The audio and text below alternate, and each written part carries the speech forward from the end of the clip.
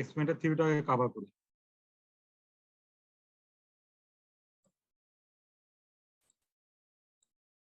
Recording in progress.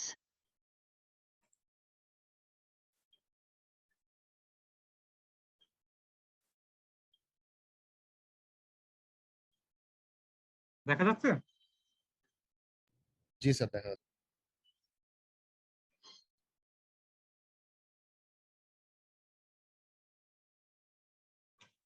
তো আমরা গতদিন যেটা করেছিলাম, কিছু থিওরি দেখেছিলাম, প্লাস আমাদের এক্সপেরিমেন্টের দুইটা পার্ট থাকে, একটা হলো নিউমেরিক্যাল পার্ট আর একটা হলো এক্সপেরিমেন্টাল পার্ট। তো নিউমেরিক্যাল পার্টে মানে থিওরিটিক্যাল পার্টে তুমি যেভাবে তুমি ক্যালকুলেট করবে সেটা তোমাকে এখানে দেখানো হয়েছে। মানে থিওরি রিলেটেড তুমি যে ক্যালকুলেশন গুলা, যে যে ফর্মুলা ইউজ করবে, যে থিওরি গুলা, সেটা দেখানো হয়েছে। আজকে আমরা এক্সপেরিমেন্টাল পার্ট প্লাস ফুল ক্যালকুলেশন একটা, তোমরা তো অলরেডি অনেকগুলো রিপোর্ট জমা দিয়েছো, যেখানে তোমরা ক্যালকুলেশন করছো, তোমাদের ডাটা দিয়ে দেওয়া হয়েছে, ক্যালকুলেশন করছো, রেজাল্ট শো করছো। এই এই এক্সপেরিমেন্টে তোমাদের এই ধরনের কিছু করতে হবে না, বাট আমি তোমাদেরকে রেজাল্ট গুলো দেখাবো, ডাটা এবং রেজাল্ট এগুলো সব তোমাদের দেখানো হবে, কিভাবে ক্যালকুলেশন করা হয় এই সব কিছু দেখানো হবে। তোমাদের এখানে এই ধরনের কোনো রিপোর্ট জমা দিতে হবে না। তো আমাদের এক্সপেরিমেন্টের নাম ছিল study of force convection heat transfer over a flat plate. তো তোমাদের মনে আছে আমরা গতদিন কি কি জিনিস কভার করেছিলাম পার্ট 1-এ? তো গতদিনের একটু রিক্যাপ করি। আমরা কনভেকশন কি দেখেছিলাম, অ্যাপ্লিকেশন দেখা হয়েছিল, কনভেকশনের mechanism, classification, force and natural, তারপরে লেমিনার টার্বুলেন্ট ফ্লো কিরকম সেটা দেখেছিলাম, বাউন্ডারি লেয়ার। এই বাউন্ডারি লেয়ার আবার তিন রকম আছে, আমরা এখানে দুই রকম দেখেছি, একটা হলো হাইড্রোডাইনামিক বা ভেলোসিটি বাউন্ডারি লেয়ার, একটা হলো থার্মাল বাউন্ডারি লেয়ার। তো আমি বলেছিলাম যখন কোনো একটা অবজেক্ট, সলিড অবজেক্ট, এটা প্লেট হতে পারে, পাইপ, চ্যানেল, হোয়াটএভার, যে কোনো সলিড অবজেক্টের উপর দিয়ে যদি ফ্লো হয় তাহলে বাউন্ডারি লেয়ার ফর্ম করবে, আর যে বাউন্ডারি লেয়ারটা ফর্ম করবে সেটাকে বলা হয় হাইড্রোডাইনামিক কিংবা ভেলোসিটি বাউন্ডারি লেয়ার। তো এই বাউন্ডারি লেয়ারটা কিভাবে ফর্ম করে সেটা আমি দেখাইছিলাম। এখানে যে বিভিন্ন ফ্লো হচ্ছে, laminar, turbulent, transition, boundary layer thickness, এটাও বলা হয়েছিল। তারপরে নোসিভ কন্ডিশন, এটা কি বলা হয়েছে, বাউন্ডারি লেয়ার থিকনেসের ডেফিনিশনটা দেখানো হয়েছে।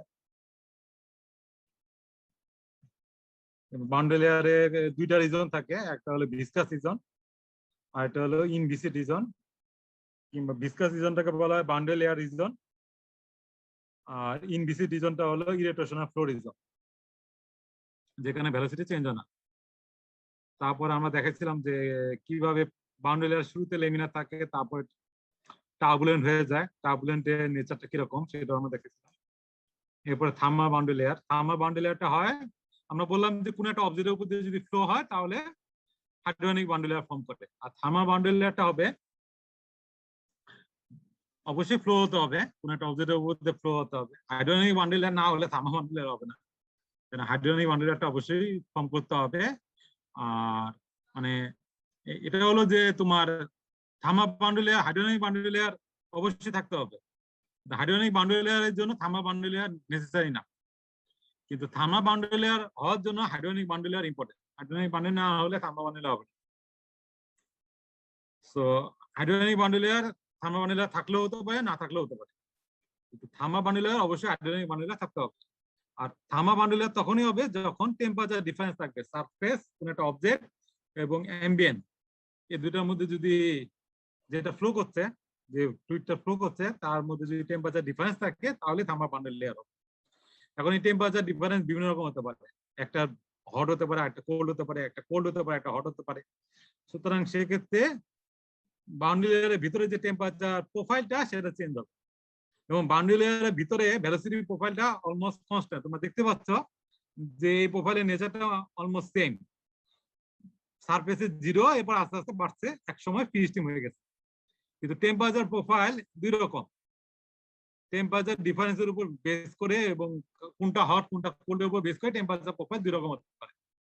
অনেকটা তোমার এই যে ভেলোসিটি প্রোফাইল আর টেম্পারেচার প্রোফাইল অনেক সময় সেম হতে পারে, একদম হু মিলে যেতে পারে, আবার নাও মিলতে পারে। তো আমরা থার্মাল বাউন্ডারি দেখেছিলাম, থার্মাল থিকনেস এটা ডেফিনেশনটা দেখেছিলাম কিভাবে ডিফাইন করা হয়। নিউটনস ল অফ কুলিং এর মাধ্যমে আমরা এইচটাকে করতে পারি, কনভেকশন হিট কোএফিসিয়েন্ট। এবং এখানে আমরা দুইটা বাউন্ডারি কন্ডিশন দেখেছিলাম, একটা হলো কনস্ট্যান্ট টেম্পারেচার যেটাকে বলা আইসোথার্মাল বাউন্ডারি কন্ডিশন, আর একটা হলো কনস্ট্যান্ট হিট ফ্লাক্স যেটাকে বলা হয় আইসোফ্লাক্স বাউন্ডারি কন্ডিশন। খেয়াল করো কখনোই দুইটা কিন্তু একসাথে হতে পারে না। একসাথে তুমি কনস্ট্যান্ট টেম্পারেচার এবং constant heat flux boundary condition apply করতে হবে না, আইদার যে কোনো একটা হবে, আইদার আইসোথার্মাল কিংবা আইসোফ্লাক্স। এই দুটো ছাড়াও আরো অনেক ধরনের বাউন্ডারি কন্ডিশন আছে, যেমন সাইনোসরিয়াল বাউন্ডারি কন্ডিশন, তারপরে লিনিয়ার বাউন্ডারি কন্ডিশন, বিভিন্ন টাইপের বাউন্ডারি কন্ডিশন আছে। তোমাদের মেজরলি দুটো পয়েন্ট হয়েছে, একটা হলো আইসোথার্মাল একটা আইসোফ্লাক্স। সেটা আমি তোমাদের দেখাইছিলাম এইচ এর ভ্যালুটা কিভাবে এটার উপর ডিপেন্ড করে। তারপরে বাউন্ডারি লেয়ার থিকনেস কিভাবে 5 নাম্বারের উপর ভ্যারি করে সেটা তোমাদের দেখানো হয়েছিল। 5 নাম্বার বড় ছোট হলে কোনটা বড় হবে কোনটা ছোট হবে এবং কেন হবে সেটাও বলা হয়েছে। 5 নাম্বারটা কি সেটাও বলা হয়েছে, রেনল্ডস নাম্বারটা কি বলা হয়েছে। রেনল্ডস নাম্বার দ্বারা তুমি বুঝতে পারবা ফ্লো, লেমিনার না টার্বুলেন্ট, 5 নাম্বার দেয়া। এবং প্লেটের ক্ষেত্রে ক্রিটিক্যাল রেনল্ডস নাম্বারটা হলো 5 × 10⁵। এটা হলো ক্রিটিক্যাল রেনল্ডস নাম্বার। এর চেয়ে বড় হলে টার্বুলেন্ট, এর চেয়ে ছোট হলে লেমিনার ধরা হয় অবভিয়াসলি, মানে জেনারেলি। কিন্তু আমরা আরো ডিটেলস দেখবো। এটা হলো প্লেটের জন্য, এই ক্রিটিক্যাল ভ্যালুটা কিন্তু অন্যগুলোর জন্য ভ্যালিড না। এবং যে লেন পর্যন্ত, এখানে খেয়াল করো এক্স ক্রিটিক্যাল, মানে যে লেন পর্যন্ত ফ্লোটা লেমিনার। আমরা দেখতে পাচ্ছি প্লেটের শুরুতে লেমিনার, তারপরে ট্রানজিশন, এরপর টার্বুলেন্ট। তো যে লেন পর্যন্ত ফ্লোটা লেমিনার সেটাকে বলা হয় ক্রিটিক্যাল লেন। ক্রিটিক্যাল লেন্থের করসপন্ডিং রেনল্ডস নাম্বার হলো 5 × 10⁵। এক্স ক্রিটিক্যালের করসপন্ডিং যে রেনল্ডস নাম্বারটা সেটা হলো 5 × 10⁵। তারপরে হলো 5 নাম্বার। 5 নাম্বার আমি বলছিলাম যে ফ্লুইডের একটা প্রপার্টিজ, দুইটা প্রপার্টিজের রেশিও, এবং এটার সিগনিফিকেন্সটা বলা হয়েছে বিভিন্ন ফ্লুইডের, যেমন গ্যাসিয়াস ফ্লুইড এয়ারের ক্ষেত্রে 5 নাম্বার অ্যারাউন্ড 0.7 এর মতো, ওয়াটারের ক্ষেত্রে 1.7 থেকে অ্যারাউন্ড 13 পর্যন্ত ভ্যারি করে টেম্পারেচার সাথে সাথে। আমরা দেখতে পারি যে ওয়াটারের ক্ষেত্রে নিচে 5 নাম্বার টেম্পারেচার সাথে সাথে ভ্যারি করছে, এইভাবে ভ্যারি করে। কিন্তু এয়ারের ক্ষেত্রে মোটামুটি দেখো যে এয়ারের ক্ষেত্রে 5 নাম্বারটা মোটামুটি কনস্ট্যান্ট, অ্যারাউন্ড 0.7 এর মতো থাকে। এয়ারে ওয়াটারের ক্ষেত্রে এটা ভ্যারি করে।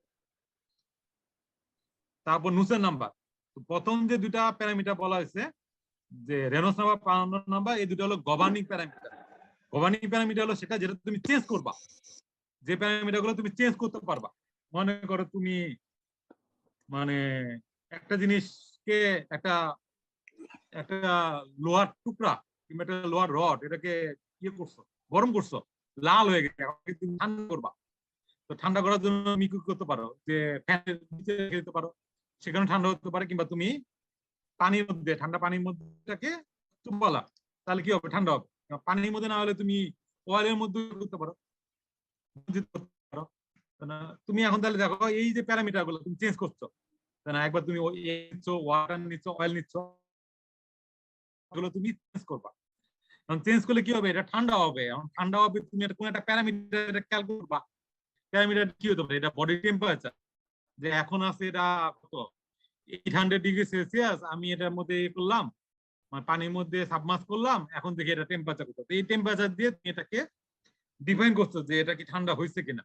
তাহলে এই যে প্যারামিটার দিয়ে এগুলোকে করা হয় সেগুলোকে বলা হয় পারফরম্যান্স প্যারামিটার। তো এরকম একটা পারফরম্যান্স প্যারামিটার হলো নুসেন নাম্বার, যেটা তোমার heat transfer coefficient, H convection heat transfer কোএফিশিয়েন্টের সাথে রিলেটেড। আমরা এইটাগুলো দেখেছিলাম। সবাই মিউট করো।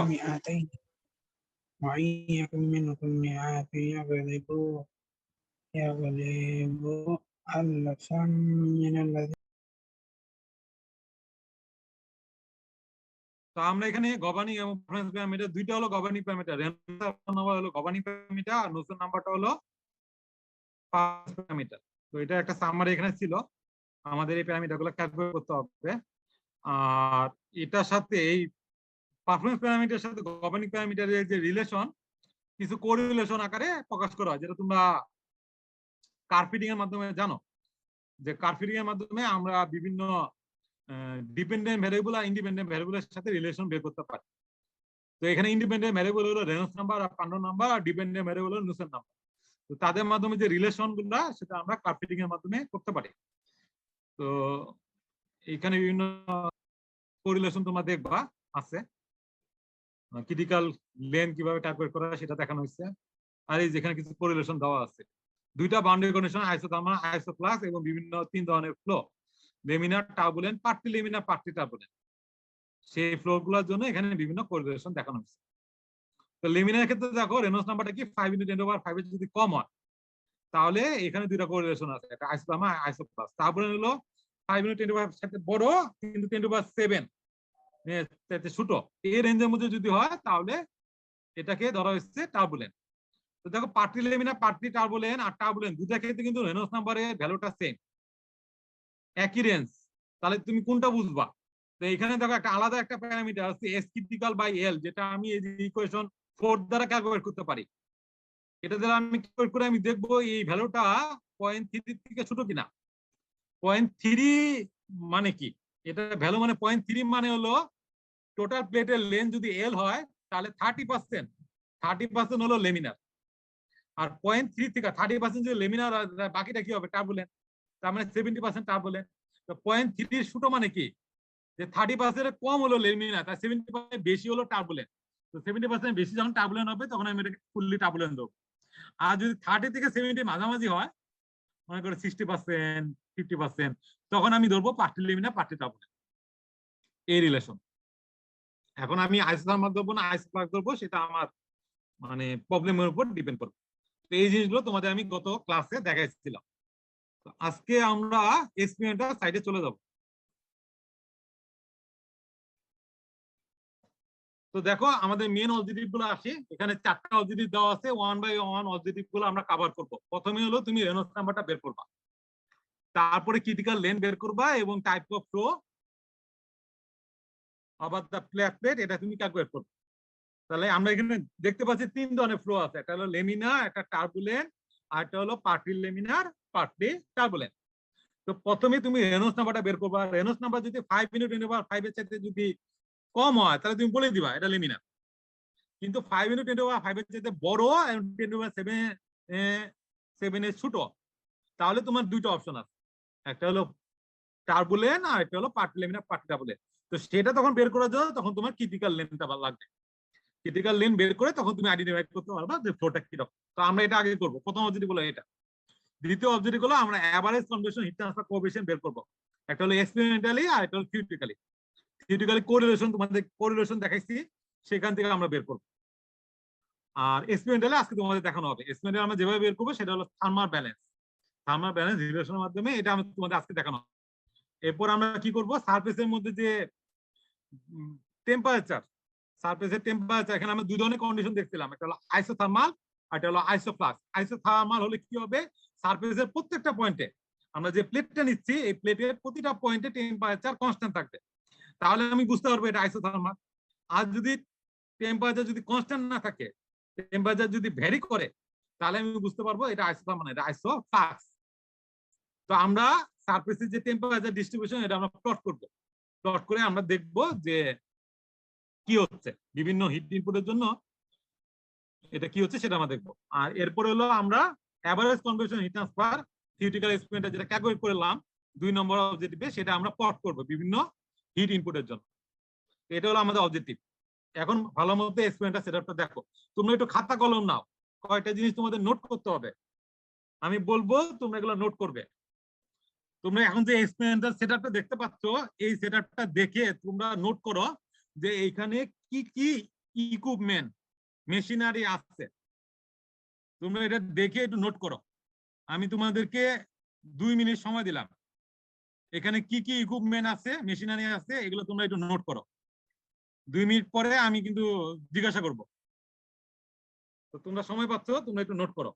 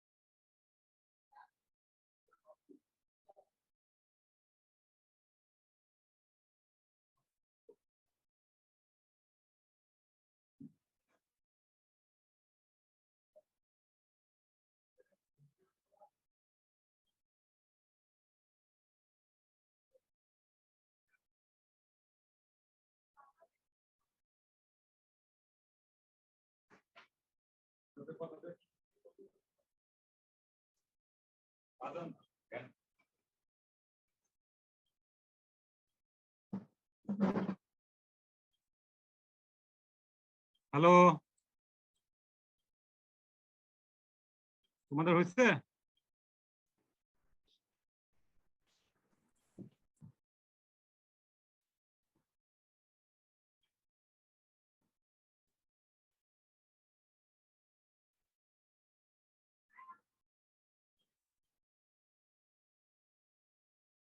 তোমরা কি আইডেন্টিফাই করছো?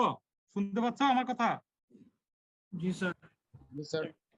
তোমরা কি আইডেন্টিফাই করছো এখানে কি কি কি কি আছে? জি স্যার। কি কি মেশিনারি ইকুইপমেন্ট আছে? একজন একটু বলো।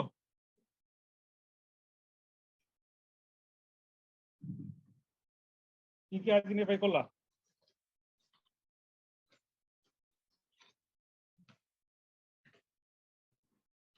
এখানে স্যার তিনটা, একটা আমাদের উইন্ড টানেল স্যার, এখানে আমাদের তিনটা সেগমেন্ট আছে। আস্তে আস্তে, এক নম্বরটা কি? Wind tunnel. আমাদের এয়ার ইনপুট হবে স্যার, এখানে গ্র্যাজুয়াল কন্ট্রাকশন হবে। প্রথমটা হলো উইন্ড টানেল, প্রথম যে সেটআপটা এটা হলো উইন্ড টানেল। তারপর কি আছে স্যার? তারপর হচ্ছে যে স্যার টেস্ট সেগমেন্ট আছে sir, heated flat plate connected with thermocouple. আচ্ছা, হিটেড ফ্ল্যাট প্লেট আছে, এটা আসলে এসমেন্ট আছে, এটা আপনার টেস্ট সেকশন। তুমি ইকুইপমেন্ট প্রথমে তুমি বলতে পারো উইন্ড টানেল, এরপরে আর কি মেশিনারি আছে?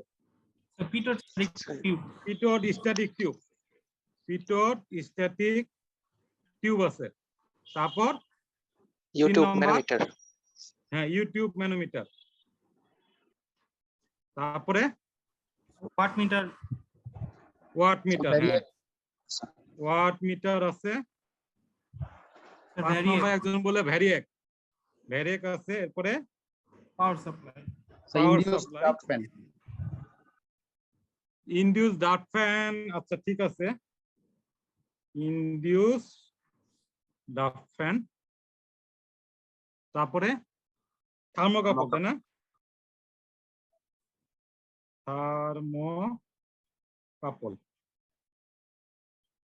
আর কিছু? ফ্ল্যাট পেজ যেটা, এটা টেস্ট সেকশন, এটা এক্সপেরিমেন্টাল ইয়া না, এটা টেস্ট, যেটা উপর তুমি টেস্ট করছো। তো টেস্ট সেকশন হিসাবে টেস্ট সেকশন মানে আছে একটা ফ্ল্যাট পেজ।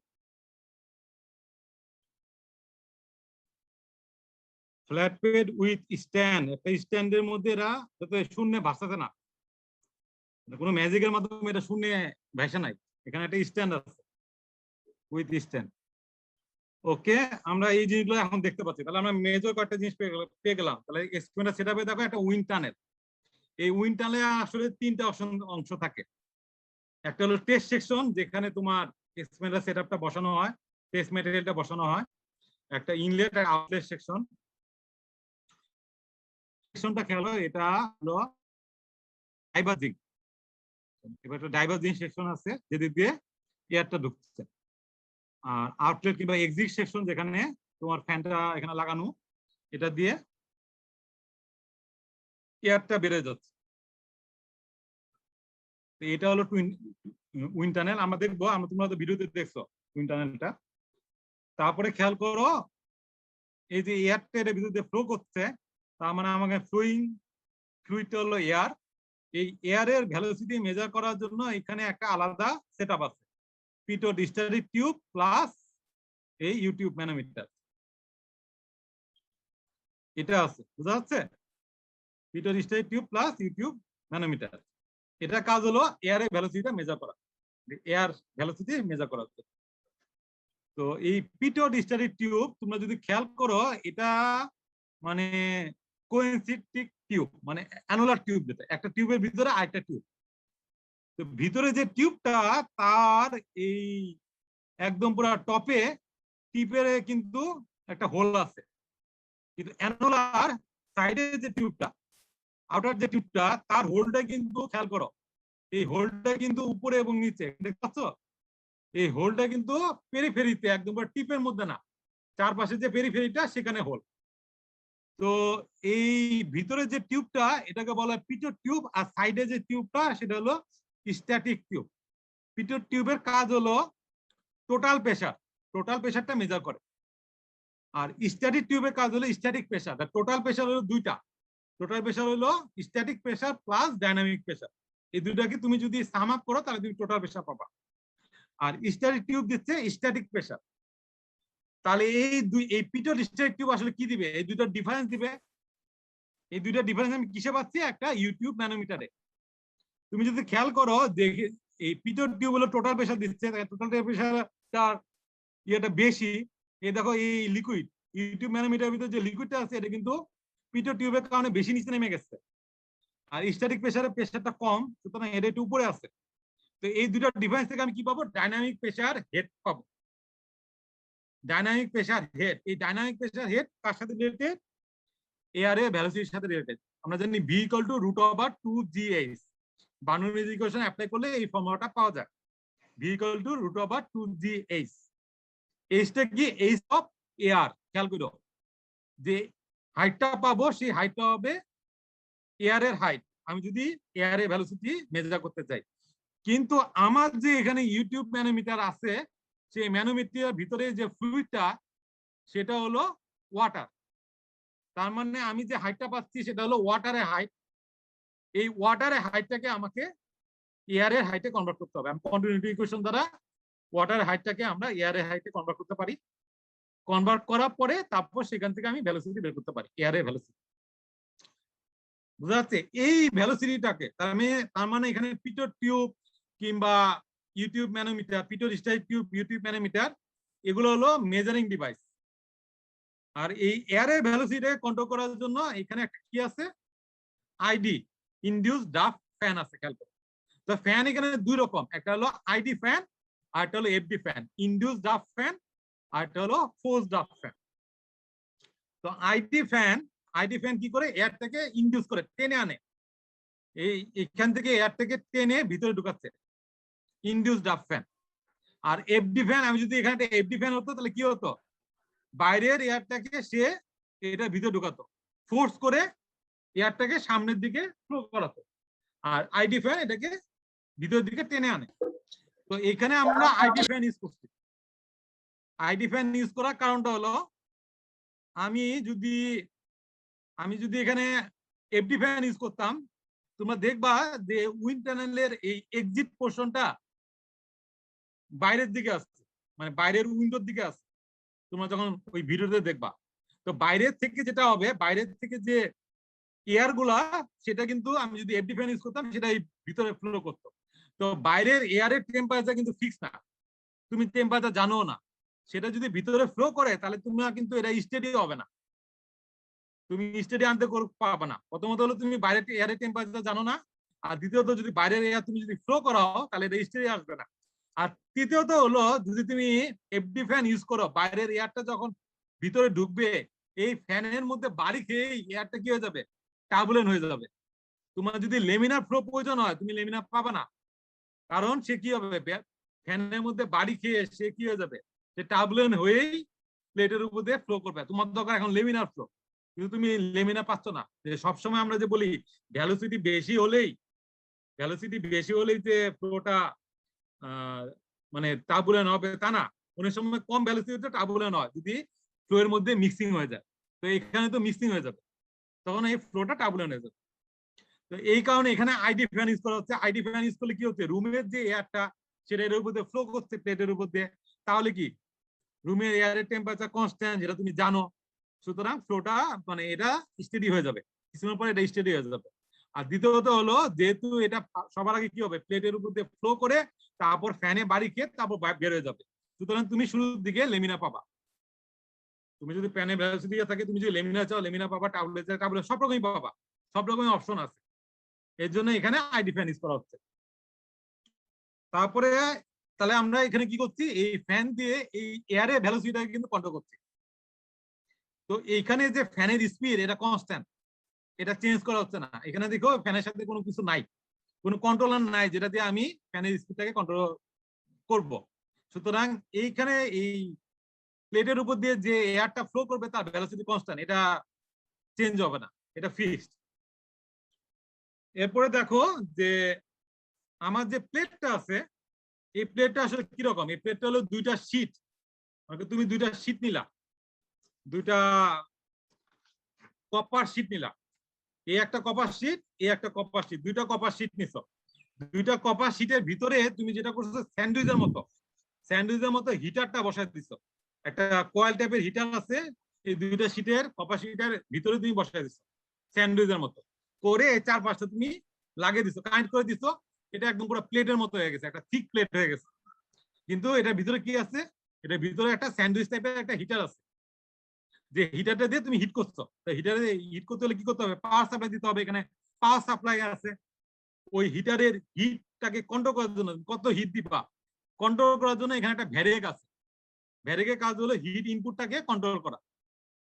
ভ্যারিয়েকের মধ্যে কি থাকে, রেজিস্টর থাকে, ক্যাপাসিটর থাকে, সেটা দিয়ে সে কি করে, হিট ইনপুটটাকে কন্ট্রোল করে।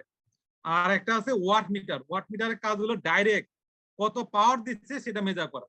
তুমি ইনডাইরেক্টলি আরো মেজার করতে পারো, তুমি ভোল্টেজ কারেন্ট মেজার করে তারপরে ওয়াটটা বের করতে পারো। কিন্তু আমাদের এখানে ডাইরেক্ট একটা ওয়াট মিটার আছে, যেটা দিয়ে আমি কি করতে পারি, যেটা দিয়ে আমি সরাসরি পাওয়ারটা মেজার করতে পারি। এই পাওয়ারটা আমরা কত হবে সেটা আমি এই ভ্যারিয়েক দিয়ে কন্ট্রোল করব, কত পাওয়ার দেবো সেটা আমি ভ্যারিয়েক দিয়ে কন্ট্রোল করব। তো এখানে দেখো একটা কন্ট্রোলার আছে, কিন্তু ফ্যানের মধ্যে কিন্তু কোনো কন্ট্রোলার নাই। আমি ফ্যানের স্পিডটাকে কন্ট্রোল করতে পারছি না, কিন্তু পাওয়ার ইনপুটটাকে কন্ট্রোল করতে পারছি। আর প্লেটের মধ্যে বিভিন্ন পয়েন্টে থার্মোকাপল লাগানো আছে। থার্মোকাপল দিয়ে আমরা কি করব, প্লেটের বিভিন্ন পয়েন্টে টেম্পারেচার আমরা মেজার করব। তো এখানে 5টা পয়েন্ট আছে, 5টা পয়েন্টে আমরা টেম্পারেচার মেজার করব। টেম্পারেচারটা কেন মেজার করব, কারণ আমাদের দেখতে হবে যে প্রথমত হলো সারফেস টেম্পারেচারটা আমাদের বের করতে হবে। সারফেস টেম্পারেচারটা কত সেটা বের করবো। তো আমরা 5টা পয়েন্টে টেম্পারেচার নিচ্ছি। সারফেস টেম্পারেচার কিভাবে বের করবো, এই 5টা পয়েন্টের টেম্পারেচার আমরা এভারেজ করে দিই, তাহলে আমাদের সারফেস টেম্পারেচার হয়ে গেল। আর এই 5টা পয়েন্টের টেম্পারেচার আমরা অবজার্ভ করবো যে এটা কনস্ট্যান্ট কিনা। এটা যদি কনস্ট্যান্ট হয় তাহলে কি হবে, আইসোথার্মাল। আর যদি কনস্ট্যান্ট না হয় তাহলে এটা আইসোফ্লাক্স। আইসোফ্লাক্স থেকে গেছে নরমালি এটা ভ্যারি করে, আমরা এটা দেখবো, এটা আমরা অবজার্ভ করবো। তাহলে মেইনলি এখানে আমরা যে আর কি আছে, হ্যাঁ এই কটাই। এখানে একটা জিনিস খেয়াল করো যে এখানে একটা স্ট্যান্ড আছে, তাই না? এই যে প্লেটটা যে রাখা হয়েছে এটার নিচে একটা স্ট্যান্ড আছে, কারণ প্লেটটা তো এমনি শূন্য ভেসে থাকবে না, তাকে তো কোনো কিছু দিয়ে রাখতে হবে। তো এখানে দেখো এই স্ট্যান্ডের কারণে হিট লস হবে, কারণ স্ট্যান্ডটা কি সলিড মেটালিক। তো এই স্ট্যান্ডের মধ্যে দিয়ে কিছু হিট কিন্তু চলে যাবে। আরেকটা কোন দিক দিয়ে যাবে হিট, আরেকটা হলো তোমার এখানে দেখো যে থার্মোকাপল কিন্তু হিট দিচ্ছে না, থার্মোকাপল টেম্পারেচার মেজার করছে। থার্মোকাপলের যে ওয়্যার গুলো আছে সেটার মধ্যে দিয়ে কিছু হিট লস হবে, দুই ভাবে হিট লস হচ্ছে, একটা হলো স্ট্যান্ডের মধ্যে দিয়ে, আরেকটা হলো থার্মোকাপলের মধ্যে দিয়ে। আরেকটা তোমরা দেখবা, কারণ এখানে হিট ফ্লো হচ্ছে কিন্তু উপরে এবং নিচে। আমরা এখানে যে হিট ট্রান্সফার কনসিডার করতে, একটা হলো টপ সারফেস, একটা বটম সারফেস। কিন্তু এই যে সাইডের যে অংশটা ঠিক অংশটা, এইখানে আসলে কি ইনসুলেশন লাগানো, যাতে এই সাইড দিয়ে হিটটা যাতে ওয়ান ডাইমেনশনাল হয়, টপ আর বটম সাইডে যাতে না হয়, 2 ডাইমেনশনাল কিংবা 3 ডাইমেনশনাল যাতে না হয়, এই সাইডে ইনসুলেশন লাগানো। কিন্তু এই ইনসুলেশন গুলো তোমরা দেখবা সেটার মধ্যে দেখবা যে ইনসুলেশন গুলো পারফেক্ট না, কিছু কিছু জায়গায় নষ্ট হয়ে গেছে। সুতরাং সাইডেও কিছু হিট ট্রান্সফার হবে, যেটা আমরা কনসিডার করছি না, এই কিছু লস আছে। বোঝা গেছে? আর আর বাকিগুলো তো বলা হয়েছে। ওয়াট মিটারে একটা ব্যাপার আছে, সেটা যখন তোমাদের সেটআপটা দেখানো হবে ভিডিও, তখন তোমরা বুঝতে পারবে। তো এই হলো আমাদের সেটআপ। তো সেটআপটা ডেসক্রিপশন তোমাদের এখানে বলা আছে, যেমন আইডি ফ্যানের টাইপটা কি, এরোফয়েল টাইপ, আরপিএম কত, আরপিএমটা ফিক্সড 2800 আরপিএম বলা আছে। তারপরে এখানে দেওয়া আছে প্লেট যেটা, সেই প্লেটের লেন্থ কত, উইথ কত, এইগুলো তোমার নোট করে রাখবা। প্লেটের লেন্থ কত, 50.8 সেন্টিমিটার, আর উইথটা হলো 15.94 সেন্টিমিটার। তারপরে আর কি আছে, আমি বলাই আছে কয়েল, তো বললাম, ইউটিউব ম্যানোমিটার, থার্মোকাপল সেটাও বলা আছে। থার্মোকাপল গুলা মেজার করার জন্য, থার্মোকাপলের যে রিডিং তুমি মেজার করবা, সেখানে একটা আছে, একটা ডিজিটাল ডিসপ্লে আছে, ডিজিটাল টেম্পারেচার ইন্ডিকেটর, একটা ডিজিটাল ডিসপ্লে আছে। তো ডিসপ্লেতে তুমি সবসময় একটা টেম্পারেচার দেখতে পারবা। তো তোমার এখানে থার্মোকাপল লাগানো আছে 5টা পয়েন্টে, তো 5টা পয়েন্টের টেম্পারেচার তোমার ডিসপ্লে হলো একটা। তো তো এইটা তুমি যদি দেখতে চাও তাহলে ওখানে একটা কি আছে, একটা rotary type multi point selector switch আছে। এই সুইচ দিয়ে তুমি ঘুরিয়ে ঘুরিয়ে 5টা পয়েন্টের টেম্পারেচার তুমি দেখতে পারো।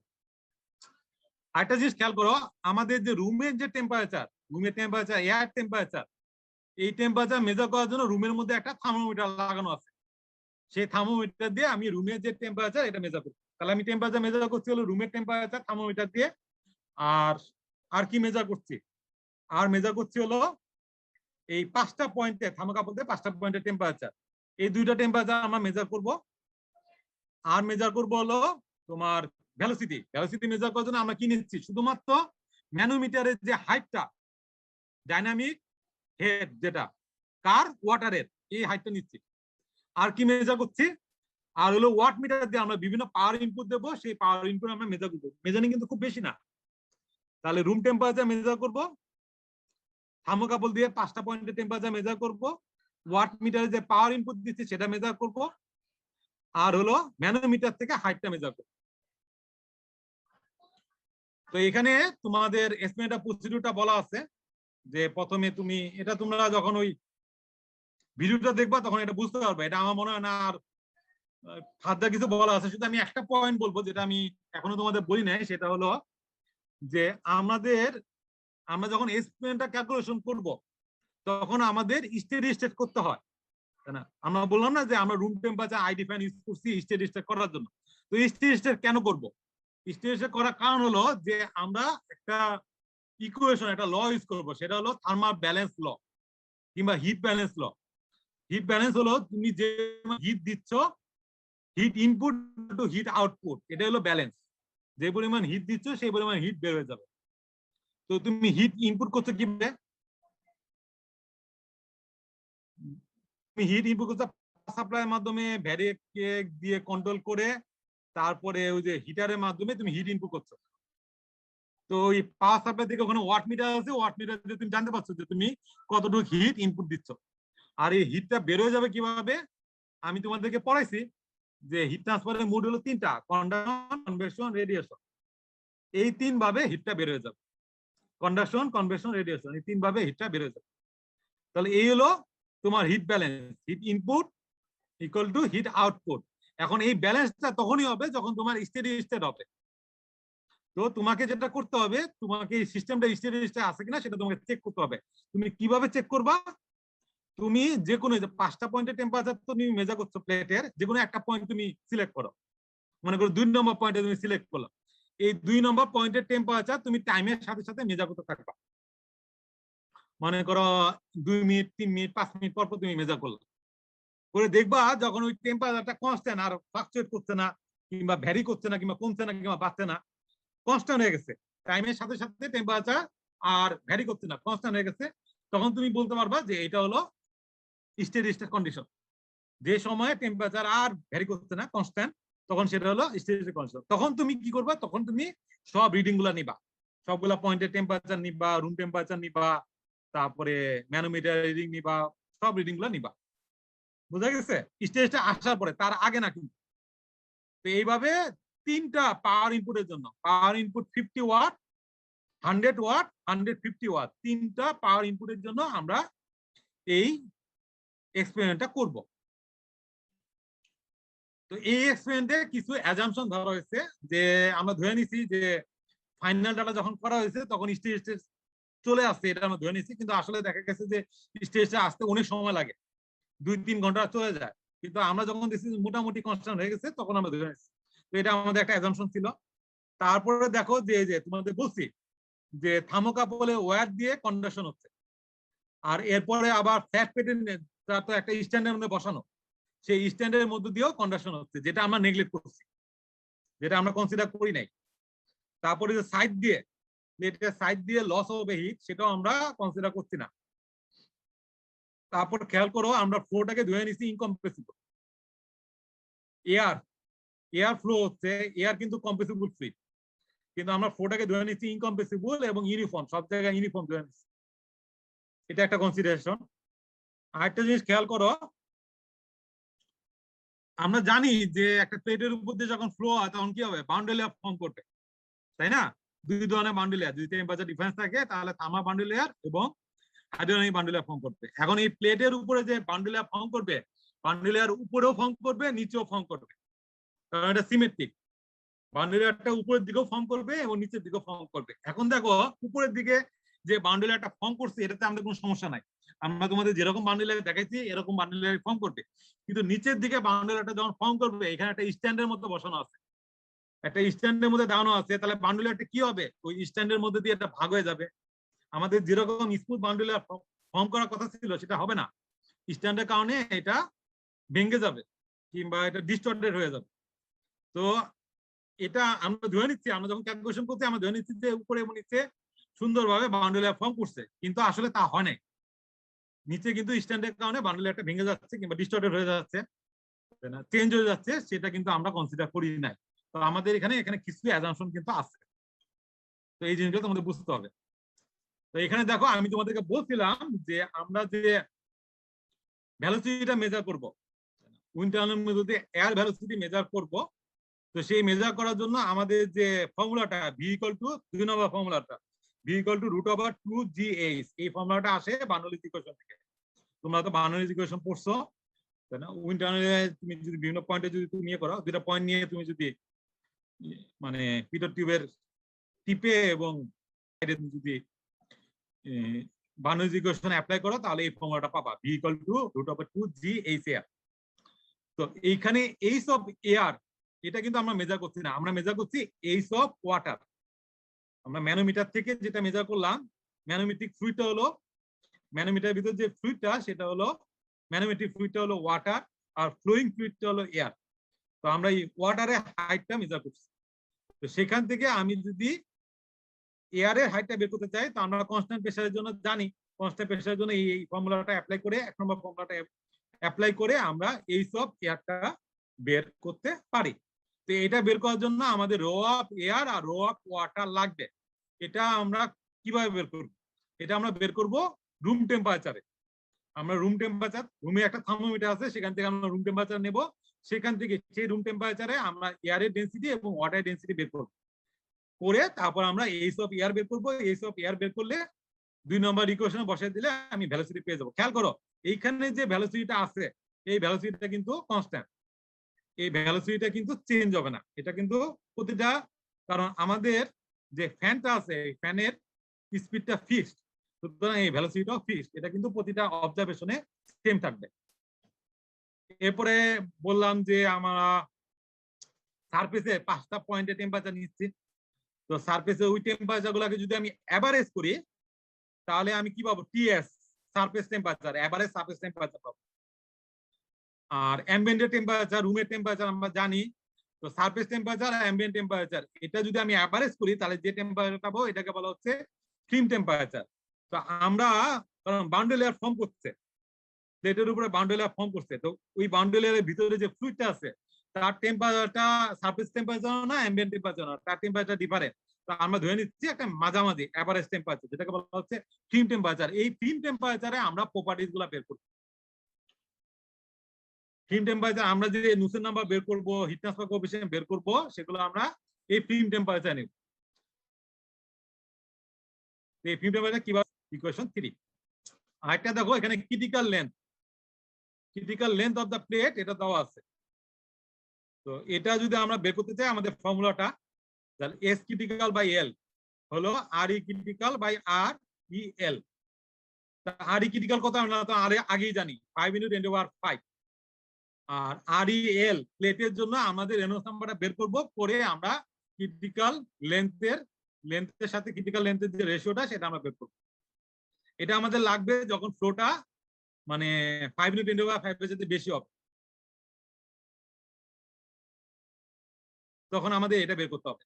আর আমরা যদি নুসেন নাম্বারটা জানি তাহলে আমরা এইচ এর মাধ্যমে এইচটা বের করতে হবে, এইচটা আমাদের বের করতে হবে। অবজেক্টিভের মধ্যে দেওয়া আছে 2 নম্বর অবজেক্টিভে দেওয়া আছে average convention heat transfer coefficient বের করতে বলছে। তো আমরা যদি নুসেন নাম্বার জানি, নুসেন নাম্বার সাথে কি থার্মাল কন্ডাক্টিভিটি আর লেন্থ দ্বারা ভাগ করে আমরা কনভেনশন হিট ট্রান্সফার কোএফিসিয়েন্ট বের করব। এটা আমরা দুই ভাবে করব, একটা হলো এক্সপেরিমেন্টালি আর একটা হলো থিওরিটিক্যালি। এটা হলো থিওরিটিক্যাল। এই 5 নম্বর ইকুয়েশন হলো থিওরিটিক্যাল আমরা কিভাবে বের করব, কারণ থিওরিটিক্যালি আমরা নুসেন নাম্বার বের করছি, তো সেখান থেকে আমরা এইচটা বের করব। রেনল্ডস নাম্বার বের করার জন্য আমাদের ভেলোসিটি আমরা পেলাম 2 নম্বর ইকুয়েশনের প্লেটের লেন্থ বলে দিচ্ছি, আর এটা হলো ভিসকোসিটি, কাইনেমেটিক ভিসকোসিটি, যেটা আমরা ফিল্ম টেম্পারেচারে বের করে তারপরে রেনল্ডস নাম্বারটা বের করবো। আর 5 নম্বরটা আমরা কাইনেমেটিক ভিসকোসিটি আর থার্মাল ডিফিউসিভিটি এই দুইটা জানি, সেটা রেশিও থেকে আমরা এটা পেয়ে যাব। আর এই নুসেন নাম্বার এটা আসবে কোরিলেশন থেকে। যখন আমি নুসেন নাম্বার পেয়ে যাব, এই ইকুয়েশনে বসাই দিলে আমি এইচটা পাবো, কনভেকশন হিট ট্রান্সফার কোএফিসিয়েন্ট, এটা হবে থিওরিটিক্যাল। আর এই নুসেন নাম্বারটা আমি কোরিলেশন থেকে, কোরিলেশন গুলো তোমাদের দেওয়া আছে, বিভিন্ন কোরিলেশন দেওয়া আছে। তো তুমি কোন কোন কোরিলেশন ইউজ করবে এটা তোমার প্রবলেম অনুযায়ী সিলেক্ট করতে হবে, আইসোথার্মাল না আইসোফ্লাক্স, তারপরে লেমিনা না টার্বুলেন্ট, এটা তোমার প্রবলেম অনুযায়ী তোমাকে সিলেক্ট করতে হবে তুমি কোন কোরিলেশন ইউজ করবা। যে কোরিলেশন ইউজ করবা সেটা দিয়ে তুমি নুসেন নাম্বারটা বের করবা, তারপরে এই যে 5 নম্বর ইকুয়েশনে বসিয়ে এইচটা বের করবা। এই এইচটা হবে তোমার theoretical average convection heat transfer coefficient. তো এখন আমরা আসি এক্সপেরিমেন্টাল আমি কিভাবে বের করব। আমি এক্সপেরিমেন্টালে বলছিলাম যে আমরা এক্সপেরিমেন্টালে বের করব হিট ব্যালেন্সের মাধ্যমে। হিট ব্যালেন্স কিংবা থার্মাল ব্যালেন্স যেটা, সেটা হলো আমি বললাম যে যখন স্টেডি স্টেট কন্ডিশনে চলে আসবে তখন summation of heat input equal two summation of heat output হবে, মানে হিট ইনপুট আর হিট আউটপুটের সমান হবে। তো হিট ইনপুট আমরা কিভাবে দিচ্ছি, ইনপুটটা কিভাবে দেওয়া হচ্ছে, ইনপুটটা দেওয়া হচ্ছে ওই যে আমাদের একটা হিটার আছে, হিটার দিয়ে দিচ্ছি পাওয়ার সাপ্লাই দিয়ে। তো সেটা দিয়ে আমি যে হিটটা দিচ্ছি ওয়াট মিটার আমি দেখতে পাচ্ছি, সেটা হলো আমার কিউএস, আর আউটপুট হবে conduction convection radiation. Conduction convection radiation তোমাদের আমি থিওরি ক্লাসে পড়াইছি, তাই না? কন্ডাকশন হলো ফুরিয়াস ল অফ কন্ডাকশন, কনভেকশন হলো নিউটনস ল অফ কুলিং, আর রেডিয়েশনটা কি স্টিফেন বোলজম্যানস ল। তিনটা লর মাধ্যমে আমরা বের করতে পারি। তো আমরা এখানে দেখো কন্ডাকশনটা নেগলেক্ট করছি, যদিও কন্ডাকশন হচ্ছে, স্ট্যান্ডের মধ্যে দিয়ে কন্ডাকশন হচ্ছে, তারপরে তোমার ওয়্যারের মধ্যে দিয়ে কন্ডাকশন হচ্ছে, কিন্তু এই কন্ডাকশনটা এখানে নেগলেক্ট করা হয়েছে। বুঝা যাচ্ছে? কন্ডাকশনটা নেগলেক্ট করা হয়েছে। আর রেডিয়েশনটা আমি কনসিডার করছি, কনভেকশন কনসিডার করছি। তার মানে একটা জিনিস আমি নেগলেক্ট করছি, সেটা হলো কন্ডাকশনটা, বাকি দুইটা আছে। তো কনভেকশন যেটা আমরা জানি এটা কি Newton's law of cooling, Q equal to H A delta T, TS minus T ambient. এইখান থেকে যে এইচ যেটা তোমরা দেখতে পাচ্ছ, এইটা হলো আমার কনভেকশন হিট ট্রান্সফার কোএফিসিয়েন্ট। আমরা কিন্তু এইচ এর আগেও বের করছি, এই যে 5 নম্বর ইকুয়েশনে এটাও কনভেকশন হিট ট্রান্সফার কোএফিসিয়েন্ট, কিন্তু এটা হলো থিওরিটিক্যাল। আর এখন আমরা যে এইচটা বের করব, এই 7 নম্বর ইকুয়েশনের যে এইচটা, এটা হলো এক্সপেরিমেন্টাল এইচ। এটা এক্সপেরিমেন্টাল এইচ, এক্সপেরিমেন্টাল ডাটা থেকে আমরা এটা বের করছি। এটা আমরা থিওরিটিক্যালি বের করছি না, এক্সপেরিমেন্টালি বের করছি। এক্সপেরিমেন্টালি কোন ইকুয়েশন থেকে বের করব? 6 নম্বর ইকুয়েশন। 6 নম্বর ইকুয়েশনে আমি এই 7 নম্বর ইকুয়েশনটা বসাই দেব, তাহলে আমি পেয়ে যাব। বুঝা যাচ্ছে? এবং খেয়াল করো আমার কনভেকশন কিন্তু হচ্ছে দুইটা সারফেসে, টপ এবং বটম। সুতরাং আমার যে এরিয়াটা, এটা কি হয়ে যাবে? ডাবল হয়ে যাবে, কারণ এখানে হিট ট্রান্সফার কনভেকশন হচ্ছে কিন্তু উপরে এবং নিচে, এরিয়াটা কিন্তু ডাবল হয়ে যাবে। বুঝা যাচ্ছে? আর এখানে আরেকটা টার্ম আছে, সেটা হলো কিউআর, রেডিয়েশন। তো রেডিয়েশনের ফর্মুলা কি? স্টিফেন বোলজম্যানস ল, এটা আমরা জানি। তোমাদের পড়ানো হয়েছে sigma epsilon A TS to the power 4 T ambient to the power 4। সিগমাটা হলো কনস্ট্যান্ট, স্টিফেন বোলজম্যান কনস্ট্যান্ট, এটা দেওয়া আছে। এপসাইলন প্লেটটা হলো কপার প্লেট, কপার প্লেটের এমিসিভিটিটা দেওয়া আছে। তো এটা আমরা কত 0.78 সামথিং এরকম দেওয়া আছে। আর এরিয়াটা আমি বললামই ডাবল হয়ে যাবে টপ এবং বটমে। আর টিএস টি অ্যাম্বিয়েন্ট, এটা কিন্তু অ্যাবসলিউট টেম্পারেচার, এটা কিন্তু সেলসিয়াসে না, এটা কেলভিনে। টিএস এবং টি অ্যাম্বিয়েন্ট এই দুইটা হলো কিন্তু কেলভিনে। তো এই 8 নম্বর আর 7 নম্বর, আর এখানে যে কিউ কে আছে এটা তো 0, এটা আমি নেগলেক্ট করছি। তাহলে 7 আর 8 যদি তুমি 6 নম্বরের মধ্যে বসাও, তাহলে এরকম একটা এক্সপ্রেশন পাচ্ছ, 9 নম্বর একটা এক্সপ্রেশন পাচ্ছ। যে এক্সপ্রেশন থেকে তুমি এইচটা পাবা, এই এইচটা হলো experimental average convection heat transfer coefficient. বুঝা যাচ্ছে? তাহলে এখানে তোমাকে দিতে হবে হলো লেন্থ, উইথ, তারপরে এপসাইলন, ইমিসিভিটি, সিগমার কনস্ট্যান্ট, আর কিউএস এটা কিন্তু ভ্যারি করবে প্রতিনিয়ত। তোমার 3টা ইনপুট আছে, 50, 100, 150। কিউএসটা ভ্যারি করবে। আর কোনটা ভ্যারি করবে? অ্যাম্বিয়েন্ট টেম্পারেচারটা ফিক্স, এটা ভ্যারি করবে না। সারফেস টেম্পারেচারটা ভ্যারি করবে। যখন তুমি হিট ইনপুট চেঞ্জ করবা, এই টিএসটা ভ্যারি করবে। তাহলে এখানে তোমার এই ইকুয়েশনে কিউএস আর টিএসটা ভ্যারি করবে। টি অ্যাম্বিয়েন্টটা ফিক্স, রুম টেম্পারেচার ফিক্স, এটা চেঞ্জ হবে না। তাহলে এই দুটো গুলো ভ্যারি করে তুমি এজটা ক্যালকুলেট করবা, তিনটা ইনপুটের জন্য তিনটা এজ পাবা।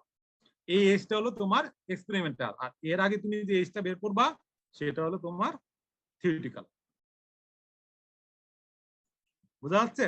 তো তোমার ডাটা শিটটা যদি খেয়াল করো, এখানে প্লেটের লেন্থ আর উইথ যেটা আমি তোমাকে বলে দিচ্ছি, এটা আছে থার্মোকাপল। কি ধরনের থার্মোকাপল ইউজ করবে? তোমরা ইউজ করবে টি টাইপের থার্মোকাপল, যার ম্যাটেরিয়ালটা হলো কপার কনস্ট্যান্ট 10, রেঞ্জ হলো -100 থেকে 400 ডিগ্রি সেলসিয়াস। তো সেটা এখানে লিখতে বলা হয়েছে অ্যাম্বিয়েন্ট টেম্পারেচার, তোমাদের হয়তো দিয়ে দেওয়া হবে, সেটা তো তোমরা এখানে বসাবা। সেই অ্যাম্বিয়েন্ট টেম্পারেচার অ্যাপেন্ডেন্স বি এবং সি থেকে এয়ার এবং ওয়াটারের ডেনসিটি বের করবা। আমি দেখাচ্ছি অ্যাপেন্ডেন্স বি এবং সি। এই যে বি, অ্যাম্বিয়েন্ট টেম্পারেচার যদি 25 হয়, তাহলে এই যে 20 আর 40 এর মাঝামাঝি তুমি করে ডেনসিটিটা বের করবা। এটা হলো এয়ারের ডেনসিটি। আর ওয়াটারের density appendix C. Appendix C কি দেওয়া হয়েছে? আচ্ছা, এখানে মনে হয় ইনক্লুড করা হয় নাই। অ্যাপেন্ডিক্স সি থেকে তোমাদের হয়তো শীটের মধ্যে আছে, সেই শীটের মধ্যে দেখবে অ্যাপেন্ডিক্স সি আছে, সেখান থেকে তোমরা ওয়াটারের ডেনসিটিটা বের করবা। এরপরে আসো, এমসিকিউ তো বলে দেওয়া হয়েছে 0.78। এরপরে তোমরা যেটা করবা, থার্মোকাপল গুলা প্লেটের মধ্যে বসানো আছে, কোনটা কোন পজিশনে আছে সেই পজিশন গুলা লিখতে হবে। তো x1টা কি? x1টা হলো প্লেটের লিডিং এজ থেকে, একদম প্লেটের শুরু থেকে যেখানে থার্মোকাপলটা বসানো হয়েছে সেই ডিসটেন্সটা। x2টা কি? x2টা হলো প্লেটের শুরু থেকে যেখানে থার্মোকাপলটা বসানো হয়েছে সেই ডিসটেন্সটা। তাহলে এই ডিসটেন্স গুলো তোমাদের বসাতে হবে। পাওয়ার ইনপুট আমি বলে দিচ্ছি, তিনটা ইনপুট 50, 100, 150, তিনটা ইনপুট নিবা, ডিসটেন্স গুলো তো একবারই বসাবা। এরপরে তোমার এই টেম্পারেচার গুলো নিতে হবে 1, 2, 3, 4, 5, 5টা পয়েন্টের টেম্পারেচার। এই টেম্পারেচার গুলো কখন নিবা? যখন স্টেডি স্টেট আসবে। যখন স্টেডি স্টেট আসবে, এই 5টা থার্মোকাপলের 5টা পয়েন্টের টেম্পারেচার, যেটা সারফেসে 5টা পয়েন্ট দেখাচ্ছে, সেটা নিবা। ইনলেট এয়ার টেম্পারেচার, ইনলেটে কোন এয়ার যাচ্ছে? অ্যাম্বিয়েন্ট এয়ার, তার টেম্পারেচার কি? কনস্ট্যান্ট। তো সেটাই তুমি এখানে লিখবা। আর ম্যানোমিটার ডিফ্লেকশন, এটা ওয়ান টাইম ম্যানোমিটার, কারণ আমার ভ্যালোসিটি চেঞ্জ হবে না, এয়ারের ভ্যালোসিটি ফিক্স। ম্যানোমিটার ডিফ্লেকশনটা কত হচ্ছে এটা। তাহলে আমার এখানে শুধুমাত্র এই যে সারফেস টেম্পারেচার, এটা যখন স্টেডি চলে আসবে তখন আমার এখানে তিনটা টেম্পারেচার আমি লিখবো। বুঝা যাচ্ছে? আর বাকিগুলো কিন্তু ওয়ান টাইম, একবারই। তো এগুলো করার পরে আমাকে যেটা করতে হবে, আমি ফিল্ম টেম্পারেচার বের করবো। ফিল্ম টেম্পারেচার কিভাবে করবো? সারফেসের যে 5টা পয়েন্টের টেম্পারেচার, এটা অ্যাভারেজ করবো। তাহলে কি হবে? Average surface temperature. এই টেম্পারেচার অ্যাভারেজ সারফেস টেম্পারেচার আর ইনলেট এয়ার টেম্পারেচার, এই দুটো অ্যাভারেজ করলে আমি পাবো ফিল্ম টেম্পারেচার। তো আমার তিনটা ফিল্ম টেম্পারেচার আসবে। তিনটা ফিল্ম টেম্পারেচারে আমি এই তিনটা প্রপার্টিজ বের করছি। আরেকটা প্রপার্টি বের করবা, তুমি একটু লেখা নাও। এখানে আমরা আরেকটা প্রপার্টিজ বের করবো, সেটা হলো পান্ডন নাম্বার। পান্ডন নাম্বারটা বের করবো, বেন্ডও করতে পারি কিংবা ক্যালকুলেট করতে পারি। পান্ডন নাম্বার কি? Nu by alpha. এই যে এই দুটা প্রপার্টিজ পাচ্ছি না, এই দুটা প্রপার্টিজকে ইয়ে করে দিলে, রেস্টু করে দিলে আমি পান্ডন নাম্বারটা পেয়ে যাবো। তাহলে আমরা এইগুলা ক্যালকুলেট করবো। এটা হলো প্রথম ক্যালকুলেশন, যে প্রপার্টিজ গুলা ক্যালকুলেট করা। এরপরে আমাদের যেটা করতে হবে, ভ্যালোসিটিটা ক্যালকুলেট করতে হবে ফর্মুলার মধ্যে বসিয়ে দিয়ে। গভর্নিং প্যারামিটার গুলো ক্যালকুলেট করবো, রেনল্ডস নাম্বার, পান্ডন নাম্বার, এগুলো ক্যালকুলেট করবো। করার পরে আমার কন্ডিশন অনুযায়ী আমি এম্পিরিক্যাল পরিবেশন ইউজ করবো। আইসোথার্মাল হতে পারে, আইসোব্লাস্ট হতে পারে। করে আমি এইচটা বের করবো। আর থার্মাল ব্যালেন্স ইকুয়েশন, এই যে ইকুয়েশনটা দেখানো হলো 9 নম্বর ইকুয়েশন, এখানে বসিয়ে দিয়ে আমি এই এক্সপেরিমেন্টাল কনভেকশন হিট ট্রান্সফার কোএফিশিয়েন্টটা বের করব। ঠিক আছে? কারো কোনো কোশ্চেন?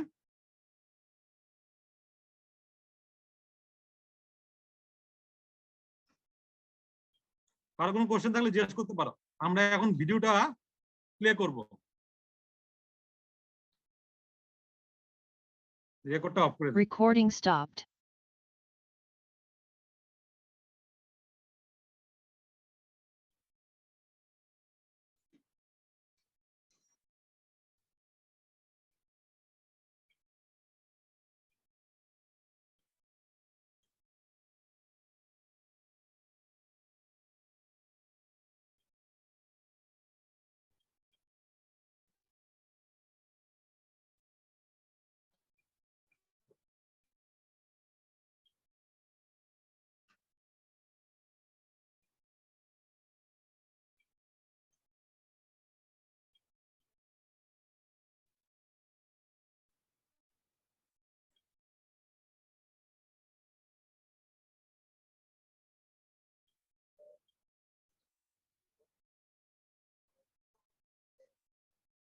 কি দেখতে পাচ্ছ? জি স্যার। সাউন্ড শোনা যাচ্ছে না স্যার। কি শোনা যাচ্ছে? না স্যার। হ্যাঁ, না স্যার। স্যার। কিভাবে আমি সাউন্ড পে করতে পারি? স্যার ওই শেয়ার করার সময় আপনি একটা অপশন পাবেন sir, share with sound, sir ওইখানে অ্যালাউ করলে পাবেন।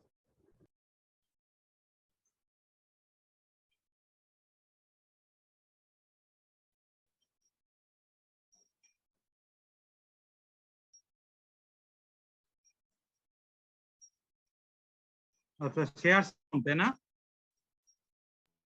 জি স্যার। Share sound.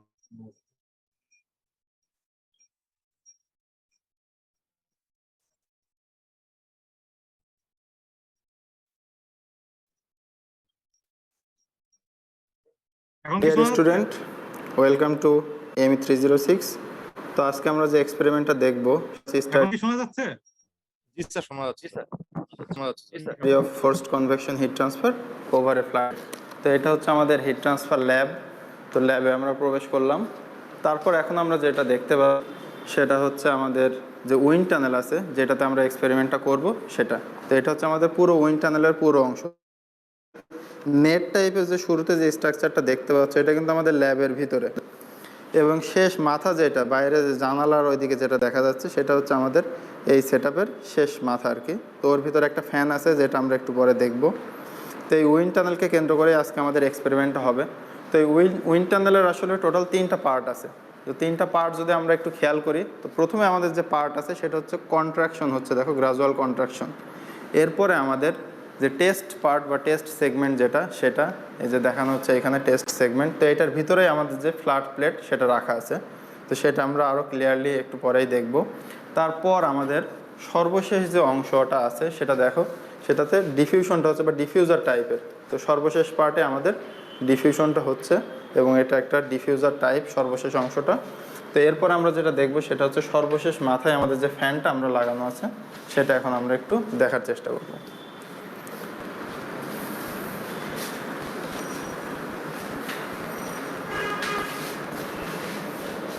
তো আমাদের এই যে ফ্যানটা লাগানো আছে এটা হচ্ছে আমাদের আইডি ফ্যান বলা হয়, বা ইনডিউসড ড্রাফট ফ্যান।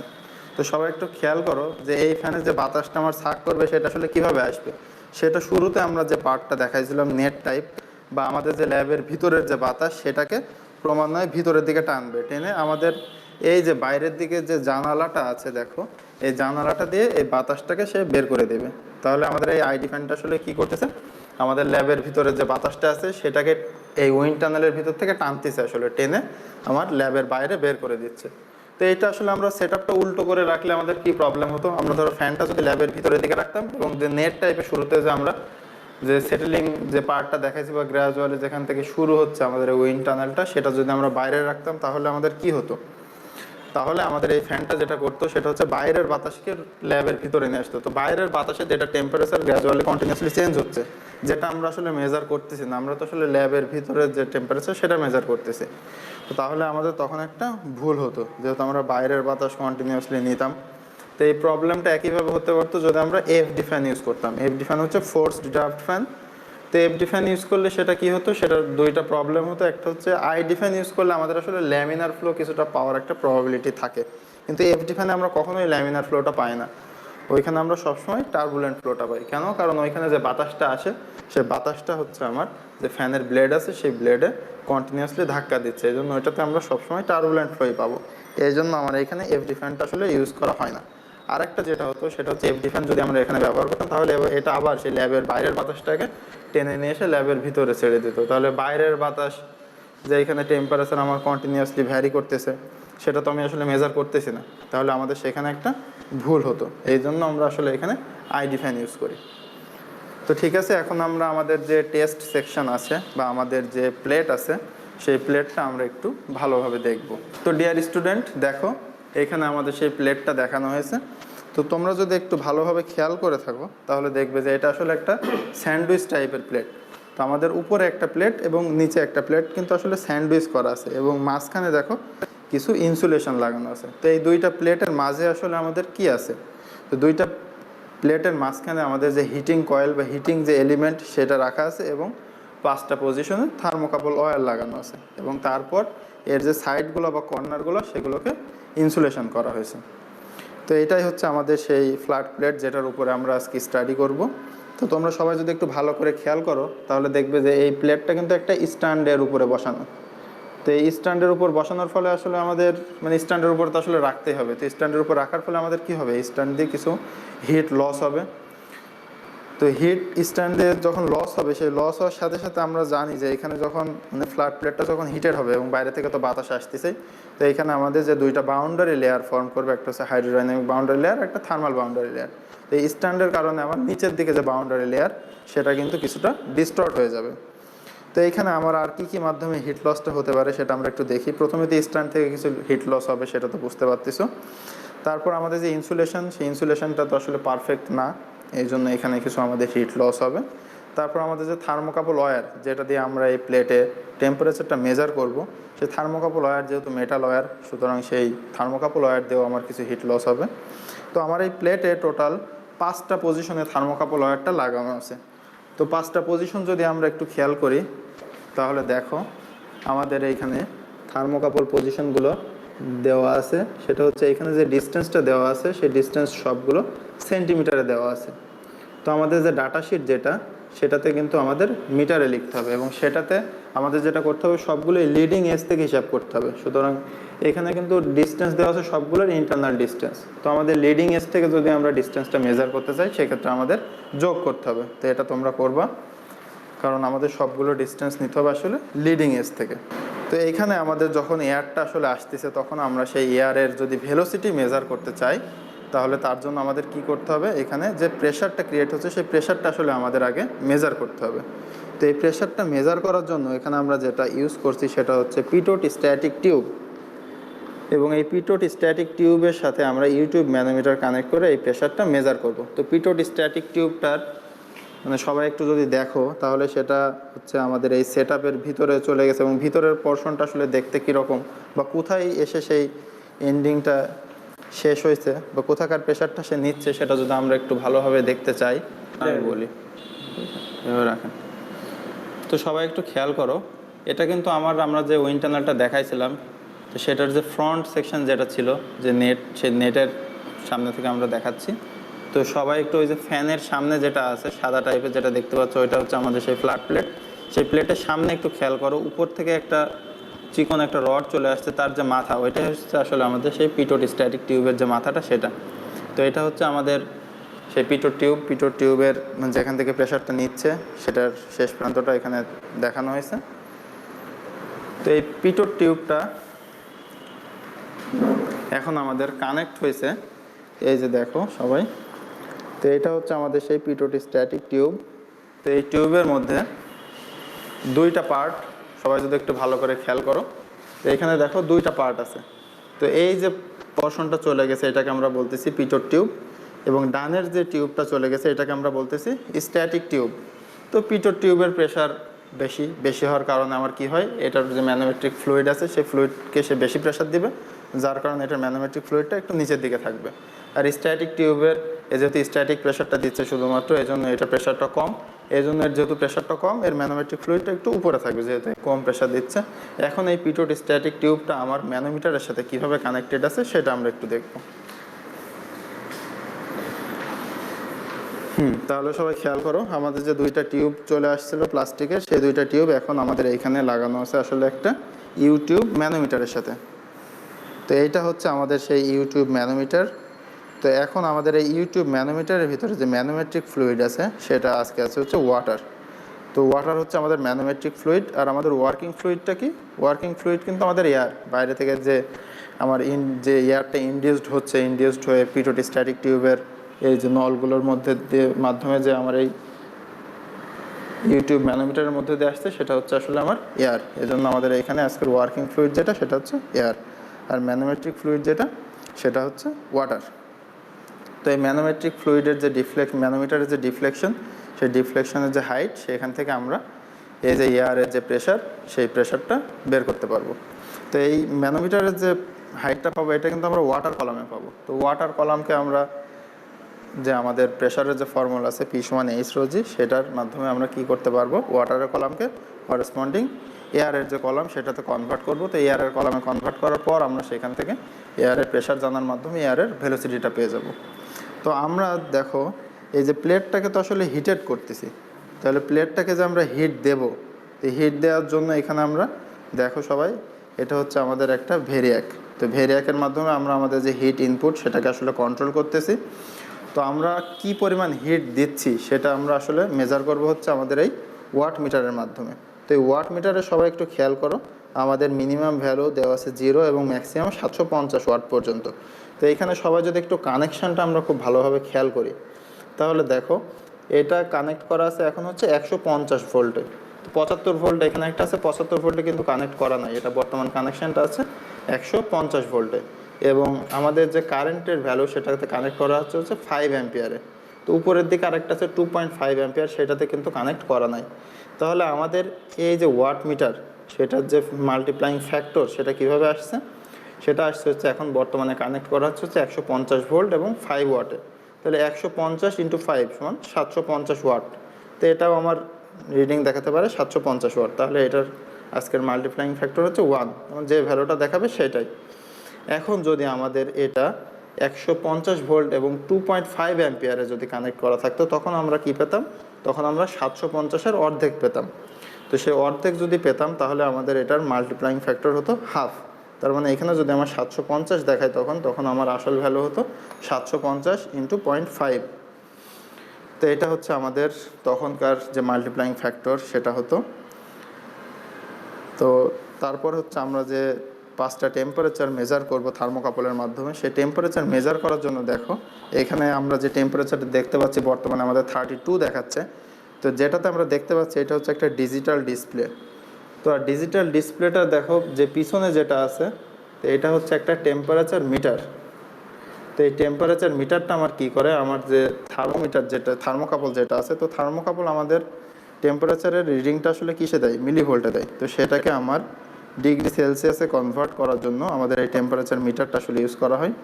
তো যেহেতু আমার এখানে আসলে 5টা থার্মোকাপল আছে, তো 5টা থার্মোকাপলের টেম্পারেচার যদি আমি একটা মাত্র মিটার দিয়ে মেজার করতে চাই, তখন আমার কি করতে হবে, সিলেক্টর সুইচ ইউজ করতে হবে। তো এইটা হচ্ছে আমাদের সেই সিলেক্টর সুইচ। তো সিলেক্টর সুইচকে যখন আমরা ঘোরাবো বিভিন্ন পজিশনে 1 2 3 4 5, তো এই 5টা পজিশনে যখন আমরা এটাকে রোটেট করব, তখন সে কি করবে, এই 5টা পজিশনের টেম্পারেচার আমাকে শো করবে। তো এই টেম্পারেচারগুলো আমাকে সবসময় নিতে হবে আসলে স্টেডি স্টেট কন্ডিশনে। তো স্টেডি স্টেট কন্ডিশনটা মোটামুটি এই সেট আপটা চালানো 10 থেকে 15 মিনিট পর স্টেডি স্টেট অবস্থায় আসে। তো সেটা আমরা স্টেডি স্টেট অবস্থায় আনার পর একটা রিডিং আমরা কিভাবে নিচ্ছি সেটা আজকে তোমাদেরকে দেখানো হবে। তো আরেকটা জিনিস এখানে বলে রাখা ভালো, সেটা হচ্ছে আমাদের যে থার্মোকাপল টাইপ আজকে এখানে ব্যবহার করা হয়েছে সেটা হচ্ছে আমাদের টি টাইপের একটা থার্মোকাপল। তো টি টাইপ আমরা সবাই জানি যে এটা হচ্ছে কপার কনস্ট্যান্টেন, একটা থার্মোকাপল ওয়্যার হচ্ছে কপারের আর একটা হচ্ছে কনস্ট্যান্টেন। তো এটা যে টেম্পারেচার রেঞ্জ সেটা হচ্ছে এটা 100 ডিগ্রি সেলসিয়াস থেকে 400 ডিগ্রি সেলসিয়াস পর্যন্ত দেখাতে পারে, এবং এটার অ্যাকুরেসি হচ্ছে +- 2 degree Celsius, resolution 1 degree Celsius. তো এটা হচ্ছে আমাদের যে থার্মোকাপল ওয়্যারের টাইপ সেটা ছিল। তো এখন আমরা এই পুরো সেট আপটা চালু করব। তার আগে আমাদের এই এক্সপেরিমেন্টটা করার জন্য আমাদের কি লাগবে, আমাদের লাগবে হচ্ছে আজকের যে অ্যাম্বিয়েন্ট বা রুম টেম্পারেচার যেটা, সেটা আমাদের জানা লাগবে। তো রুম টেম্পারেচার জানার জন্য আমরা কি করব, আমাদের ল্যাবে দেখো একটা থার্মোমিটার রাখা আছে।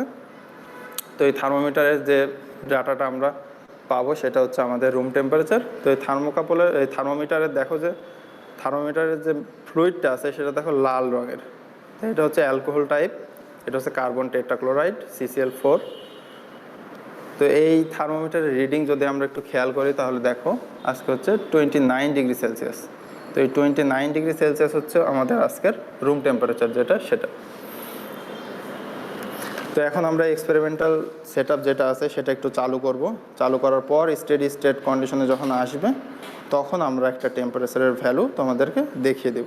তো এখন আমরা আমাদের এই সেট আপটা চালু করলাম। তো চালু করার পর যখন স্টেডি স্টেট কন্ডিশনে আসবে তখন আমরা আবার তোমাদের কাছে ব্যাক করব। হ্যাঁ, এখন আমরা সেট আপটা চালু করব।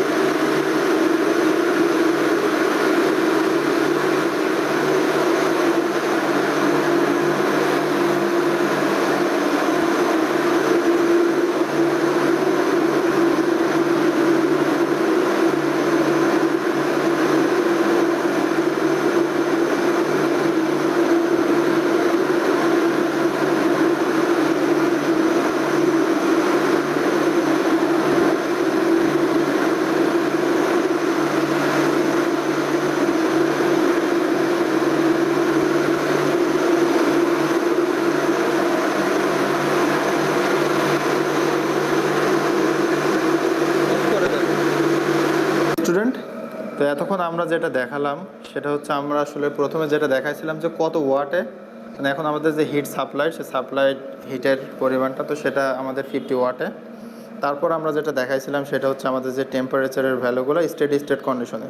তো তখন আমাদের যে উইন্ড টানেল সেটা চালু ছিল, এই জন্য সাউন্ডের কারণে আমরা আসলে ভয়েসটা অ্যাড করতে পারিনি।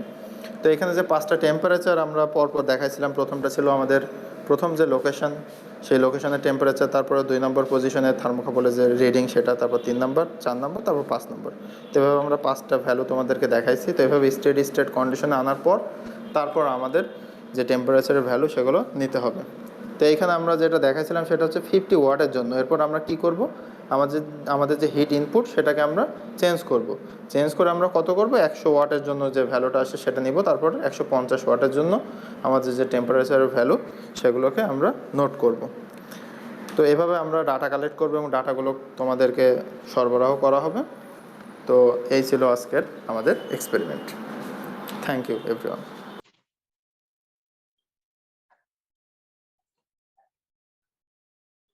হ্যালো,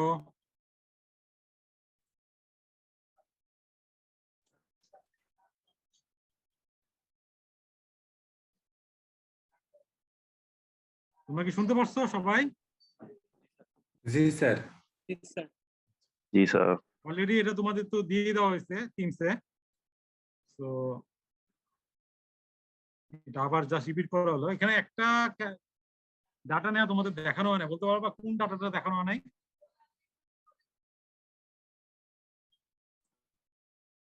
ম্যানোমেট্রিক প্রেসারটা। হ্যাঁ হ্যাঁ, ঠিক আছে। ম্যানোমেট্রিক ফ্লুইডের যে ডাটাটা সেটা মিস চলে গেছে।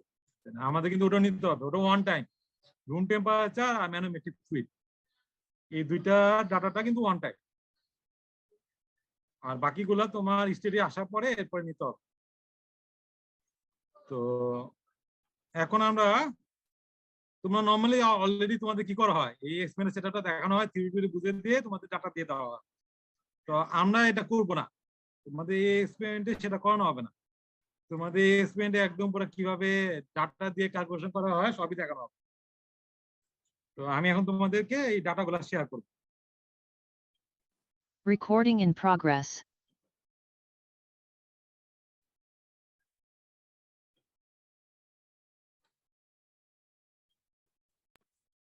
দেখা যাচ্ছে স্ক্রিন? এখানে খেয়াল করো, আমি একটা এক্সেল ফাইলের মধ্যে সবগুলো ডাটা বসিয়ে দিয়েছি। তো প্রথমে দেখো material of the plate copper, length of the plate, এই দুটো হলো ইনপুট। যেটা ইনপুট খেয়াল করবে, এটা সেলটা হলো ইয়েলো কালারের। প্লেটের লেন্থটা দেওয়া আছে 50.8 সেন্টিমিটার আর উইডথটা দেওয়া আছে 15.94 সেন্টিমিটার। আমাদের মিটারে নিতে হবে, আমরা ওটা মিটারে চেঞ্জ হয়ে গেছে। Thermocouple, T type thermocouple, material হলো কপার কনস্ট্যান্ট, রেঞ্জ হলো -100 থেকে 400 ডিগ্রি সেলসিয়াস, এটা কনস্ট্যান্ট জানি। রুম টেম্পারেচার কত, 27। আমরা যা থার্মোমিটার দিয়েছিলাম ওখানে কত, 29। আমি এটা 29 করে দিতে পারি, কোনো সমস্যা নাই, নট এ বিগ ইস্যু। আমি এখানে 29 করে দিতে পারি। তো এই রুম টেম্পারেচার আমরা নিলাম। তাহলে এই যে ইয়েলো সেলগুলো হলো ইনপুট। আমার রুম টেম্পারেচার করেসপন্ডিং কি করতে হবে, ডেনসিটি এবং ওয়াটার এবং এয়ারের ডেনসিটি বের করতে হবে। তো তোমাদের যে অ্যাপেন্ডিক্সটা দেওয়া আছে খেয়াল করো, তোমাদের ওই অ্যাপেন্ডিক্স বি এর মধ্যে দেখো এয়ারের প্রপার্টি দেওয়া আছে, rho, CP, mu, alpha, mu, K. তো সেখান থেকে 20 আর 40 ডিগ্রি সেলসিয়াসের জন্য দেওয়া আছে। সেখান থেকে তুমি 29 এর জন্য তোমার যে ডেনসিটিটা আছে 1.1316 ইন্টারপোলেশন করে, সেটা তুমি এখানে বসালা। তারপর ওয়াটার, তোমাদের অ্যাপেন্ডিক্স ল্যাব শিটের মধ্যে অ্যাপেন্ডিক্স সি এর মধ্যে ওয়াটারে বিভিন্ন টেম্পারেচারে ডেনসিটি দেওয়া আছে। তো তোমার টেম্পারেচার কত, 29 এর জন্য এই দুটার মধ্যে ইন্টারপোলেশন করে তুমি যদি বসাও তাহলে পেয়ে যাবে। বুঝা যাচ্ছে? আর এমএসসিবিতে দেওয়া আছে 0.7 এর, তোমার শিটের মধ্যে বলাই আছে। ওয়াট মিটার ফ্যাক্টর, আমরা কি দেখলাম, ওয়াট মিটারে আমাদের ফ্যাক্টর কত, আমাদের কানেকশন ছিল হলো 150 ভোল্ট আর 5 অ্যাম্পিয়ার। তাহলে 150 ইন্টু 5, 750 ওয়াট। আর আমাদের ওয়াট মিটারও কত, ম্যাক্সিমাম দেখা যাচ্ছে 750 ওয়াট। তার মানে মাল্টিপ্লাইং ফ্যাক্টর যেটা সেটা হলো 1, তো ওয়াটমিটার ফ্যাক্টর হলো 1। তো আমরা যে রিডিংটা পাবো সেখানে আর কোনো কিছু গুণ টুন করতে হবে না, যেহেতু 1। সিস্টেমে বলবে না কনস্ট্যান্ট, এটা আমরা জানি।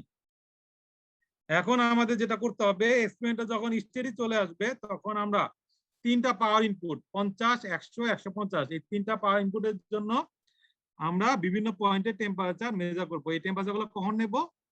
যখন এটা স্টেডি চলে আসবে। আর ইনলেট এয়ার টেম্পারেচার ও রুম টেম্পারেচারটা জানি। আর একবার আমাদের নিতে হবে ম্যানোমেট্রিক ডিফ্লেকশন অফ ওয়াটার। এটা কত দেওয়া আছে? ওয়াটার ডিফ্লেকশন 0.04, এই জিনিসটা দেওয়া আছে। আমার খেয়াল করো, বিভিন্ন পয়েন্টের টেম্পারেচার নিব। আমাদের আরেকবার কি নিতে হবে, যে যে পয়েন্টে আমরা টেম্পারেচার নিচ্ছি তার লোকেশন গুলো নিতে হবে। তো তোমরা দেখবা যে যখন ওই এক্সপেরিমেন্টটা দেখানো হয়েছিল সেখানে কিন্তু লোকেশনের মধ্যে কি দেখানো হয়েছে, এই বিভিন্ন পয়েন্টের যে ডিস্টেন্স গুলা, এক পয়েন্ট থেকে আরেক পয়েন্টের ডিস্টেন্স গুলো দেওয়া হয়েছে, তাই না? সেই ডিস্টেন্স গুলা থেকে আমাকে কি করতে হবে, x1 মানে হলো লিডিং এজ থেকে, পেটের শুরু থেকে যে পয়েন্টে প্রথম পয়েন্টে যেটা আছে সেই ডিস্টেন্সটা। তো এই ডিস্টেন্স গুলো ক্যালকুলেট করে এখানে বসানো হয়েছে। এই 5টা পয়েন্টের ডিস্টেন্স এখানে ক্যালকুলেট করে বসানো হয়েছে। এই হলো আমাদের ইনপুট। তোমার এক্সপেরিমেন্টারের যে ডাটা শিট হলো এটা, লেন্থ উইথ রুম টেম্পারেচার এইটা নিবা। আর এখানে হলো তোমার এই পাওয়ার ইনপুট তিনটা হবে, 50, 100, 150।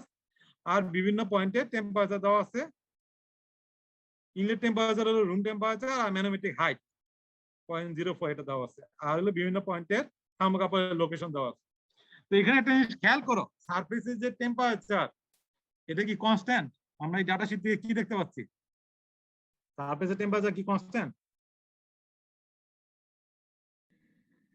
হ্যাঁ,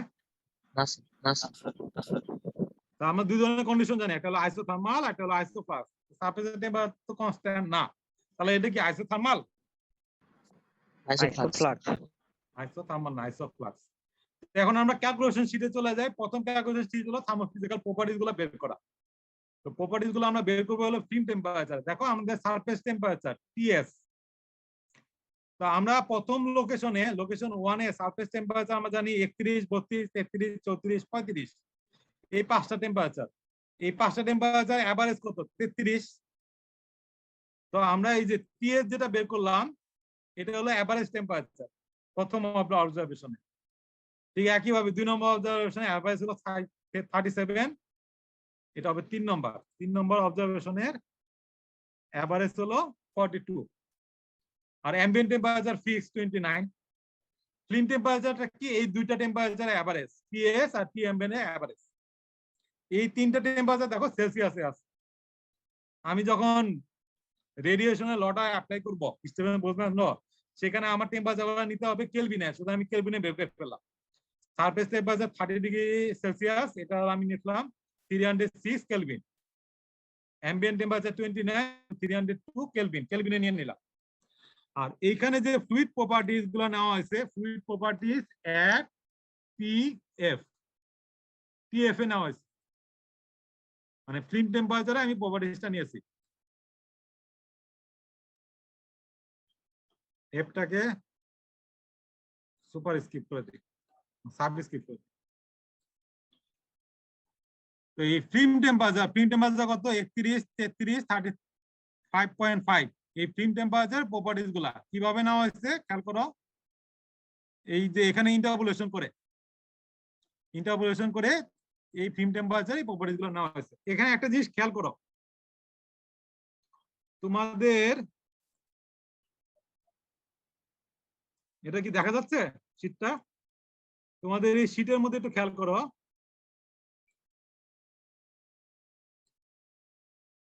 থার্মাল ডিফিউজিভিটি আলফা টাইমস 106, এটা ইকুয়াল টু কত? 22। তাহলে আলফা কত? আলফাটা কত? এখানে দেওয়া আছে আলফা ইনটু 106, এটা হলো ইকুয়াল টু 22। তাহলে আলফাটা কত হবে? 22 টাইমস 100, মানে 10 1 টু দি পাওয়ার -6। বুঝা যাচ্ছে? সুতরাং এই যে 10 টু দি পাওয়ার 6 যেটা দেখতে পাচ্ছ, এটা যখন এখানে চলে আসবে তখন কিন্তু -6 হয়ে যাবে। স্যার আপনি কি এক্সেল থেকে বাইরে অন্য কোনো ট্যাব শেয়ার করছেন? অন্য হ্যাঁ, কোনো তোমরা কি দেখতে পাচ্ছ না? না স্যার, আমাদের আসতেছে না আর কি। এখন কি দেখা যাচ্ছে? জি স্যার, এবার আসছে।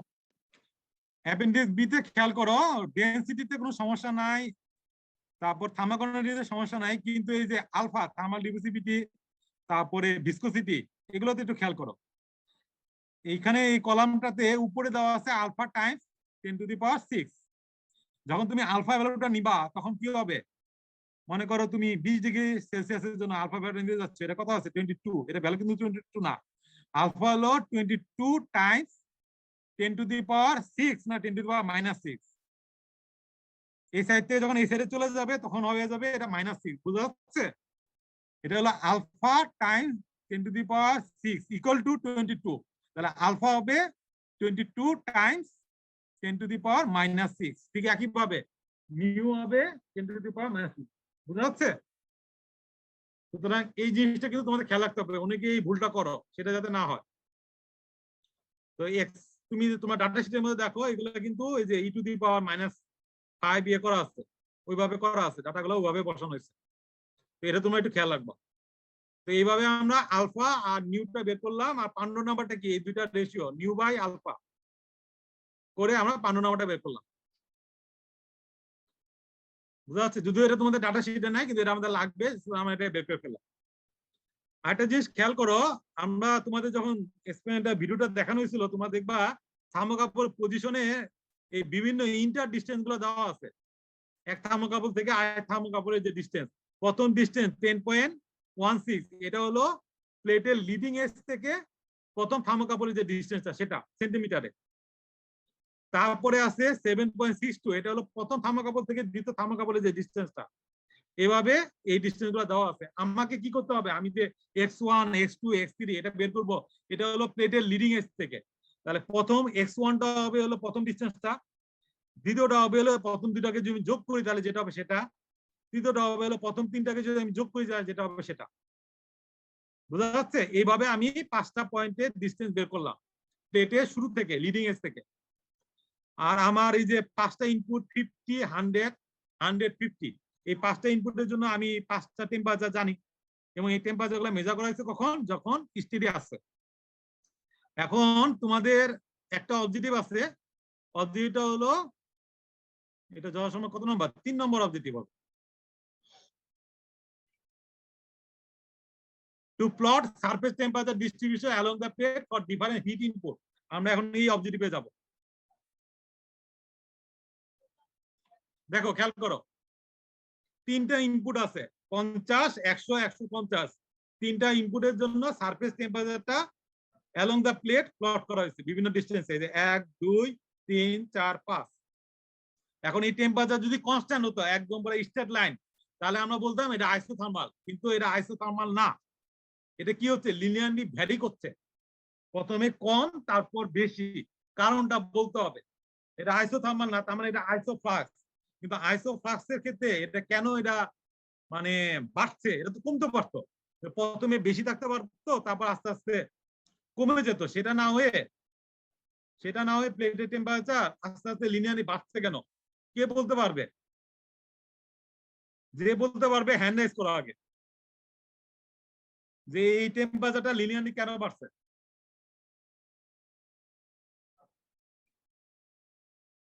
প্লেটের টেম্পারেচার লিনিয়ারলি কেন বাড়ছে?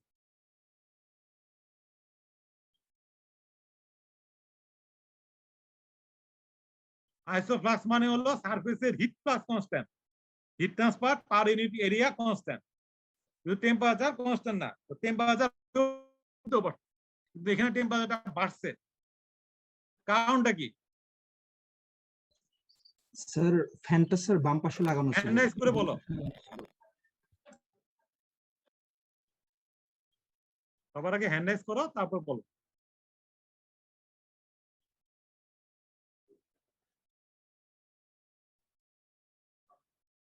হ্যাঁ বলো। 54। স্যার স্যার ফ্যানটা স্যার বাম পাশে লাগানো ছিল এবং ফ্যান থেকে ডিসটেন্সটা আস্তে আস্তে বাড়তেছিল, বিধায় লাস্টের দিকে টেম্পারেচার হাই ছিল এবং প্রথমের দিকে লো। ফ্যানটা তো পিছনের দিকে ছিল, তো পিছনের দিকে তো বেশি হিট হওয়ার কথা না। স্যার এক্সটা স্যার কাউন্ট করা হয়েছে ফ্যানের দিক থেকে তো মনে হয়। ফ্যানের কারণে তুমি বলো যে এয়ারটা যেহেতু প্লেটের শুরুতে যাচ্ছে সেই কারণে এটার ঠান্ডা আর পরে গরম, এরকম বলছো? জি স্যার। এটা পার্সিয়ালি ঠিক আছে, কিন্তু তোমার ইঞ্জিনিয়ারিং পয়েন্ট অফ ভিউ থেকে এটা আসলে মানে বলবো না যে 100% তুমি এক্সপ্লেন করতে পারছো। আর কেউ তোমার যে থিওরি পড়ানো হয়েছে সেই থিওরি থেকে কিন্তু এটা এক্সপ্লেন করা যায়।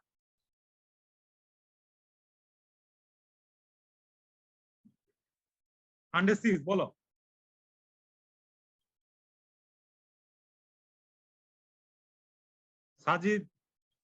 সাজিদুর রাশিদ বলো, আনমিউট করো।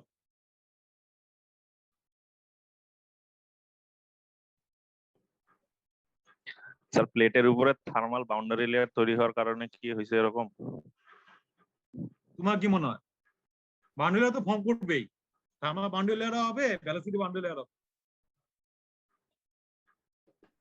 স্যার তোমার আমার কি মনে মনে হচ্ছে? হচ্ছে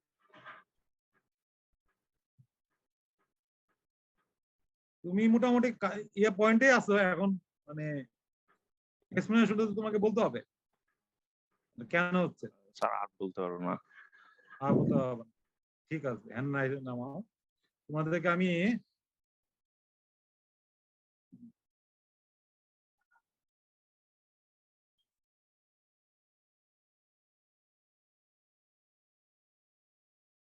বান্ডেলটা কি দেখা যাচ্ছে?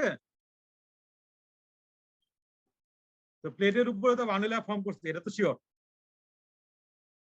দুই ধরনের বান্ডেল ফর্ম করবে, একটা হলো ভেলোসিটি বান্ডেল, একটা থার্মাল বান্ডেল। ওকে, এখন দেখো তুমি একটু খেয়াল করো, এই যে প্লেটের উপরে যেখানে আমরা বলছি যে শুরুর দিকে টেম্পারেচারটা কি কম আর আস্তে আস্তে টেম্পারেচার বেশি। তো তোমরা যদি খেয়াল করো এই যে বাউন্ডারি একটা ফর্ম করছে, এটা হলো লিডিং এজ আর তারপরে হলো টেলিং এজ। তো লিডিং এজে বাউন্ডারি থিকনেসটা কি বেশি না কম?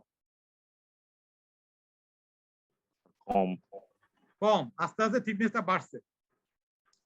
এই বাউন্ডারি থিকনেসের বাইরে কি টেম্পারেচার? অ্যাম্বিয়েন্ট টেম্পারেচার, এয়ারের টেম্পারেচার।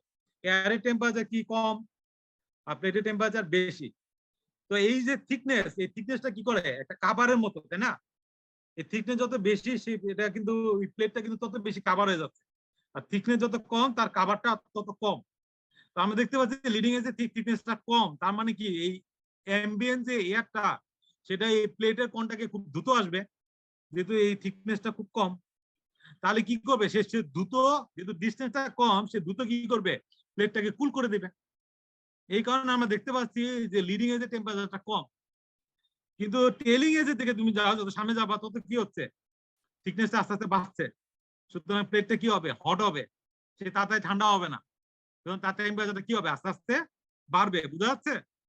আমরা বাউন্ডারি লেয়ারের কনসেপ্ট দিয়ে কিন্তু আমরা এক্সপ্লেন করতে পারছি। তোমরা বিভিন্ন ভাবে এক্সপ্লেন করছো যে না ফ্যান এটার উপর দিয়ে শুরুর দিকে যাচ্ছে, ঠিক আছে, সেটা ঠিক আছে, কিন্তু বাউন্ডারি লেয়ারের কনসেপ্ট অনুযায়ী আমরা বলতে পারি যেহেতু শুরুর দিকে থিকনেসটা কম সেহেতু হিট ট্রান্সফারটা বেশি হবে, তাড়াতাড়ি কুল হবে। আর পরের দিকে থিকনেসটা বেশি, হিট ট্রান্সফারটা কম হবে এবং টেম্পারেচারটা বেশি থাকবে।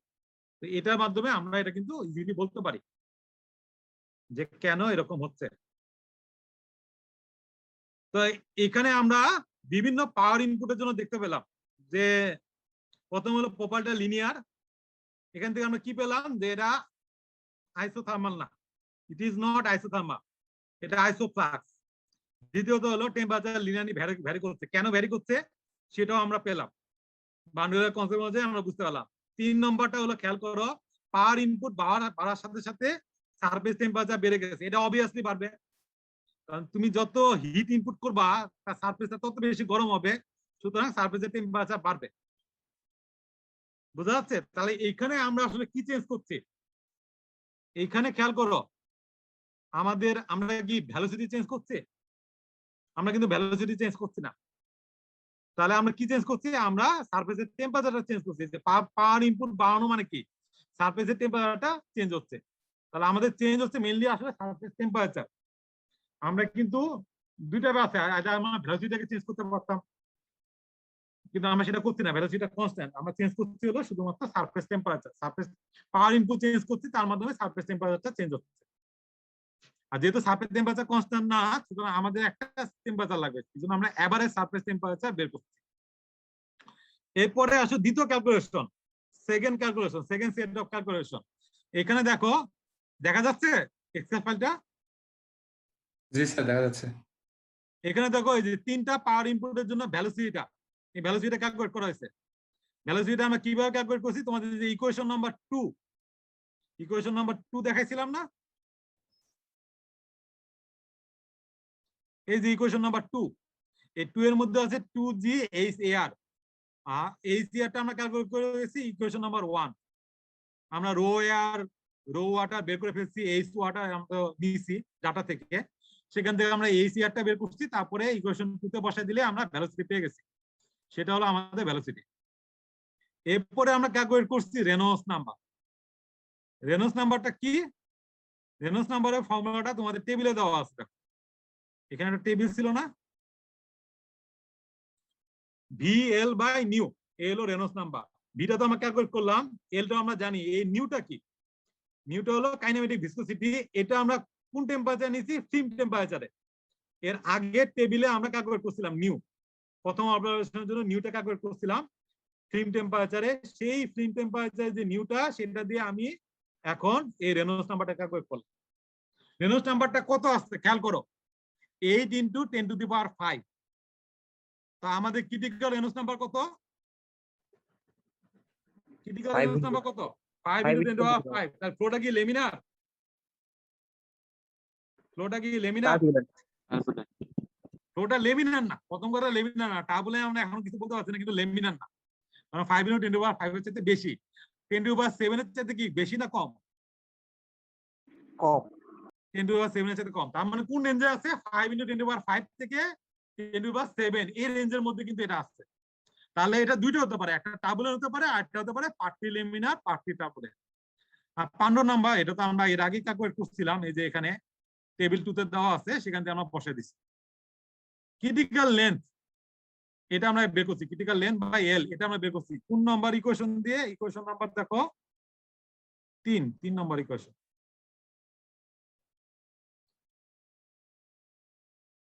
এই যে কত নম্বর ইকুয়েশন?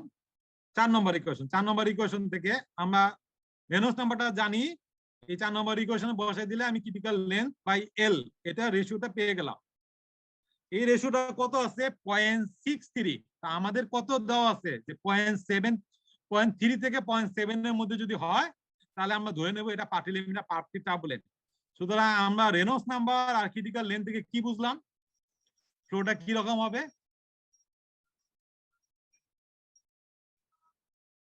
কি বুঝলাম? ফ্লোটা কি রকম? 63% ল্যামিনার আর বাকি। এই যে আমাদের যে টাইপ অফ ফ্লো আছে, টাইপ অফ ফ্লোটা আইডেন্টিফাই করতে হবে, এটা লেমিনার না, এটা ক্যান্সেল। টার্বুলেন্টের মধ্যে এই রেঞ্জে আছে, এটাও রেনল্ডস নাম্বার রেঞ্জটা টার্বুলেন্ট আর পার্টি লেমিনারের জন্য সেম আছে। 15 নাম্বারটা এই রেঞ্জের মধ্যেই আছে। ক্রিটিক্যাল লেন্থ দেখো 0.3 এর কম না, এই রেঞ্জের মধ্যে 0.3 থেকে 0.7 এই রেঞ্জের মধ্যে আছে। সুতরাং ফ্লোটা হলো পার্টি লেমিনার, পার্টি টার্বুলেন্ট। আর বাউন্ডারি কন্ডিশন হলো আইসোথার্মাল না আইসোফ্লাক্স? বাউন্ডারি কন্ডিশন হলো আইসোফ্লাক্স। সুতরাং আমরা এই যে নুসেন নাম্বারের যে কোরিলেশনটা দেখতে পাচ্ছ, এই কোরিলেশন দিয়ে আমরা থিওরিটিক্যালি হিট ট্রান্সফার কোএফিশিয়েন্টটা বের করব। বুঝা যাচ্ছে? এই কোরিলেশনটা ইউজ করব। তো ওই কোরিলেশন দিয়ে যদি আমরা বের করি, আমাদের এই যে থিওরিটিক্যাল নুসেন নাম্বার চলে আসছে। সেইখান থেকে আমাদের average convection heat transfer coefficient আমাদের বের করার জন্য আমাদের একটা ইকুয়েশন দেওয়া আছে তোমাদের, এই যে ইকুয়েশন নাম্বার 5। এই 5 এর মধ্যে আমি বসিয়ে, 5 এর মধ্যে আমি নুসেন নাম্বারটা বসাবো, এল বসাবো, আর কেটা করতে বসাবো। কেটা দেখো আমরা ক্যালকুলেট করছি ফিল্ম টেম্পারেচারে, এই যেখানে কি আছে দেখছো, ফিল্ম টেম্পারেচার আমরা ক্যালকুলেট করছি। এই কেটা যদি আমরা এখানে বসাই দিই ফর্মুলাতে, এই 5 নম্বর ইকুয়েশনে, তাহলে আমরা এইচ পেয়ে যাবো। সেই এইচটা হলো আমরা theoretical convection heat transfer coefficient. তো এইভাবে আমরা 50, 100, 150 এর জন্য আমরা নুসেন নাম্বার বের করলাম আর কনভেকশন হিট ট্রান্সফার কোএফিসিয়েন্ট বের করলাম। তো এখানে একটু খেয়াল করো, ভালো মতো একটু খেয়াল করো, আমরা যখন পাওয়ার ইনপুট বাড়াচ্ছি আমার রেনল্ডস নাম্বারটা কি হচ্ছে, বাড়ছে না কমে যাচ্ছে? কমে যাচ্ছে স্যার। পাওয়ার ইনপুট বাড়ালে আসলে নরমালি কি হচ্ছে, আমার সারফেসের টেম্পারেচার বেড়ে যাচ্ছে। সারফেসের টেম্পারেচার বেড়ে গেলে আমার ফ্লুইডের প্রপার্টি চেঞ্জ হয়ে যাচ্ছে। আমি কিন্তু রেনল্ডস নাম্বারটা বাড়ছে কিভাবে, আমি তো ভেলোসিটি চেঞ্জ করিনি, আমি চেঞ্জ করছি কি সারফেস টেম্পারেচার চেঞ্জ করছি। সারফেস টেম্পারেচার কিভাবে চেঞ্জ করছি, পাওয়ার ইনপুট দ্বারা। পাওয়ার ইনপুট চেঞ্জ করলে সারফেসের টেম্পারেচার চেঞ্জ হচ্ছে। সারফেসের টেম্পারেচার করেসপন্ডিং যে প্রপার্টি আছে ভিসকোসিটি, এই ভিসকোসিটিটা চেঞ্জ হয়ে যাচ্ছে। সেই অনুযায়ী আমার দেখা যাচ্ছে যে পাওয়ার ইনপুট বাড়ার সাথে সাথে আমার রেনল্ডস নাম্বার কমে যাচ্ছে। রেনল্ডস নাম্বার কমে যাচ্ছে, আবার দেখো পান্ডু নাম্বারটা কি হচ্ছে, পান্ডু নাম্বারটা কি কমে গেছে না বাড়ছে? বাড়ছে স্যার। বাড়ছে। একটা রেনল্ডস নাম্বার কমে গেছে, আবার পান্ডু নাম্বার বেড়ে গেছে। আমার নুসেন নাম্বারটা কি হয়েছে ভালো মতো খেয়াল করো, নুসেন নাম্বারটা কি বাড়ছে না কমছে? নুসেন নাম্বারটা কমছে কেন? পান্ডু নাম্বার বাড়লে তো হিট ট্রান্সফার বাড়ে, আমরা জানি না? তোমাদেরকে গত ক্লাসে বলছিলাম যে এয়ারে পান্ডু নাম্বার হলো কম, ওয়াটার পান্ডু নাম্বার বেশি। তো তুমি একটা হট জিনিস পানির মধ্যে চুবাবা আর এয়ারের মধ্যে রাখবা, কোনটাতে বেশি ঠান্ডা হবে? ওয়াটারে। তাহলে তো নুসেন নাম্বার বাড়ার কথা। তো এই নুসেন নাম্বার বাড়লো না কেন? পান্ডু নাম্বার বাড়লো কিন্তু নুসেন নাম্বার বাড়লো না, এটা তো বেড়ে যাওয়ার কথা না? পান্ডু নাম্বার বাড়লে নুসেন নাম্বার বাড়ার কথা, কিন্তু নুসেন নাম্বার কমে গেছে।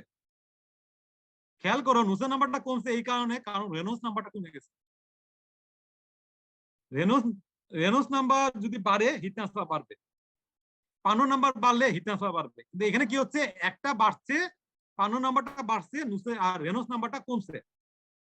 এখন একটা কি করাচ্ছে, কমাচ্ছে, আর একটা কি বাড়াচ্ছে। এখন যেটা বেশি কমাবে তার ইফেক্টটাই বেশি হবে। রেনল্ডস নাম্বারটা কি হচ্ছে, নুসেন নাম্বারটাকে কমে দিচ্ছে, আর পান্ডু নাম্বারটা নুসেন নাম্বার বাড়ছে। পান্ডু নাম্বার যতটুকু বাড়াচ্ছে তার চেয়ে বেশি কমছে কি রেনল্ডস নাম্বারের কারণে। রেনল্ডস নাম্বার যদি বাড়ে হিট ট্রান্সফার বাড়বে, রেনল্ডস নাম্বার যদি কমে হিট ট্রান্সফার কমবে। রেনল্ডস নাম্বার যেহেতু কমে যাচ্ছে হিট ট্রান্সফারটা কমে যাচ্ছে, আর পান্ডু নাম্বারের কারণে হিট ট্রান্সফারটা বাড়ছে। কিন্তু পান্ডু নাম্বার যতটুকু বাড়াচ্ছে তার চেয়ে বেশি কমাচ্ছে হলো রেনল্ডস নাম্বার। এই কারণে এট দ্য এন্ড দুইটার ইফেক্টের কারণে আমার যেটা হচ্ছে, আমার নুসেন নাম্বারটা কমে যাচ্ছে। বোঝা যাচ্ছে যে নুসেন নাম্বারটা কেন কমলো? কারণ রেনল্ডস নাম্বারটা কমে যাচ্ছে, এবং এর কমার পরিমাণটা পান্ডু নাম্বার চাইতে বেশি। আমরা দেখছিলাম না যে Nusselt number as a function of Reynolds number, Prandtl number. যে নুসেন নাম্বার বাড়ে কিভাবে, যদি রেনল্ডস নাম্বার বাড়ে নুসেন নাম্বার বাড়বে, পান্ডু নাম্বার বাড়লে নুসেন নাম্বার বাড়বে। তো একটা বাড়ছে আর একটা কমছে, এই দুইটার কম্বাইন্ড ইফেক্টে যেটা হচ্ছে, যার ডোমিনেন্টটা বেশি, রেনল্ডস নাম্বার কারণে যে পরিমাণ কমে যাচ্ছে পান্ডু নাম্বার সেটাকে বাড়াচ্ছে। আর পান্ডু নাম্বার তুমি দেখো ভ্যারিয়েশন খুবই কম, 0.71 এর পরে সামান্য একটু চেঞ্জ হচ্ছে। আর সেইখানে রেনল্ডস নাম্বারটা কিন্তু কত, এটা 8 × 10⁵, 7.9 × 10⁵, 7.8 × 10⁵, এটা কিন্তু অনেক কমে যাচ্ছে। তাই নুসেন নাম্বারটা এভাবে কমছে, তার করেসপন্ডিং হিট ট্রান্সফারটাও কমে যাচ্ছে। এটা হলো আমাদের থিওরিটিক্যাল, আমাদের আমরা যা থিওরি জানি সেটার সাথে আমাদের মিলছে। আর এক্সপেরিমেন্টাল আগে আমরা নুসেন নাম্বারটা বের করি না, আমরা বের করছি এইচটা কিভাবে বের করছি, তোমরা ইকুয়েশনটা দেখো। এক্সপেরিমেন্টাল ইকুয়েশন নাম্বার কত, এই যে 9 নম্বর ইকুয়েশন, 9 নম্বর ইকুয়েশন থেকে আমরা এইচটা বের করছি এক্সপেরিমেন্টাল। সেই এক্সপেরিমেন্টাল এইচটা তোমাদের এখানে দেখানো হয়েছে। তো এখানে দেখো যে এক্সপেরিমেন্টের ক্ষেত্রে ডাটাটা একটু আনইউজুয়াল হওয়ার কারণ আমরা জানি যে আমাদের এখানে অনেকগুলো অ্যাজাম্পশন ছিল, হিট লস ছিল, তারপরে বাউন্ডারি লেয়ারে অ্যাজাম্পশন ছিল। এই কারণে আমাদের রেজাল্টটা মানে একটু আনইউজুয়াল হয়েছে। বুঝা যাচ্ছে? রেজাল্ট একটু আনইউজুয়াল হয়েছে, মানে সেভাবে 100% মিলে নাই। তবে আমাদের আসলে যে ডাটাটা ছিল, এই ডাটাটা আসলে ছিল 27 এর জন্য।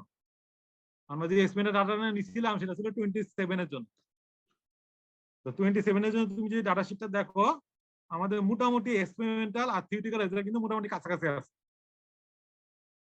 দেখছো, এক্সপেরিমেন্টাল এবং থিওরিটিক্যাল দুইটা রেজাল্ট কিন্তু মোটামুটি কাছাকাছি। তো তোমাদের একটা গাপ প্লট করতে বলা হয়েছে, যে হিট ট্রান্সফার কোএফিসিয়েন্ট বিভিন্ন পাওয়ার ইনপুটের জন্য প্লট করতে বলা হয়েছে।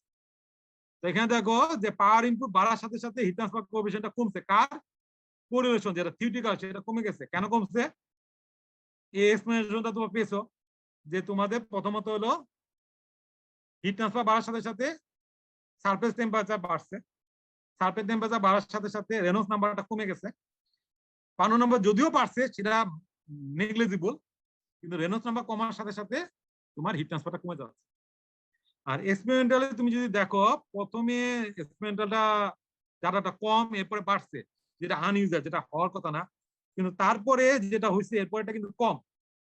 2 নম্বর থেকে 3 নম্বরটা কিন্তু কম। তোমরা যদি ডাটাটা দেখো 2 নম্বর কত 56.73 আর 3 নম্বরটা কত 56.6। তো প্রথমটার ক্ষেত্রে ডাটাটা একটু আনইউজুয়াল, কিন্তু তারপরে কিন্তু মানে নরমালি যেরকম হওয়া উচিত যে কমার কথা, এটা কিন্তু কমে গেছে। 2 নম্বর থেকে 3 নম্বরটা তুমি দেখো এটা কমে গেছে।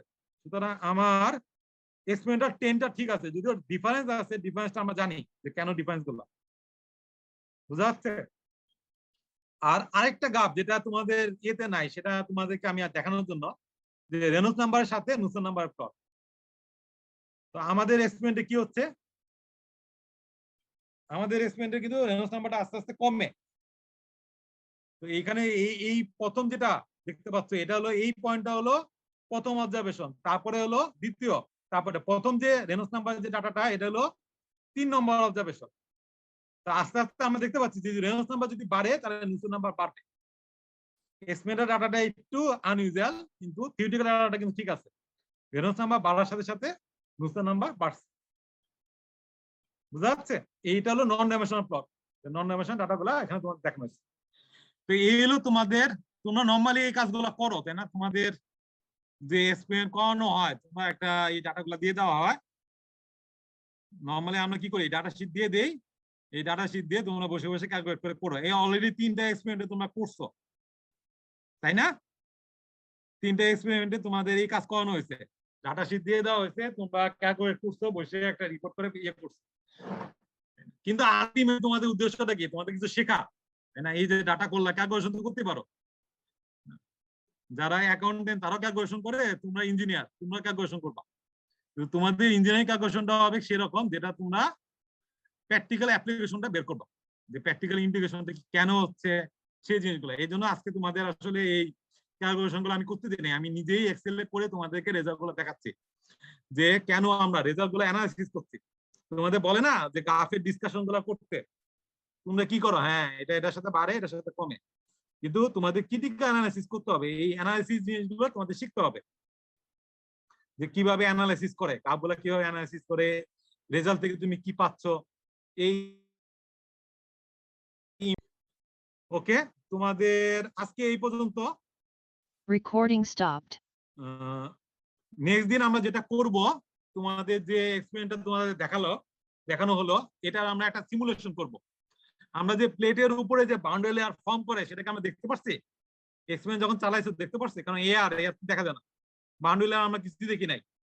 তো আমরা নেক্সট দিন সিমুলেশন করব, সিমুলেশন করে এই যে বাউন্ডারি লেয়ার ফর্ম করে সেগুলো আমরা দেখার চেষ্টা করব সফটওয়্যারের মাধ্যমে।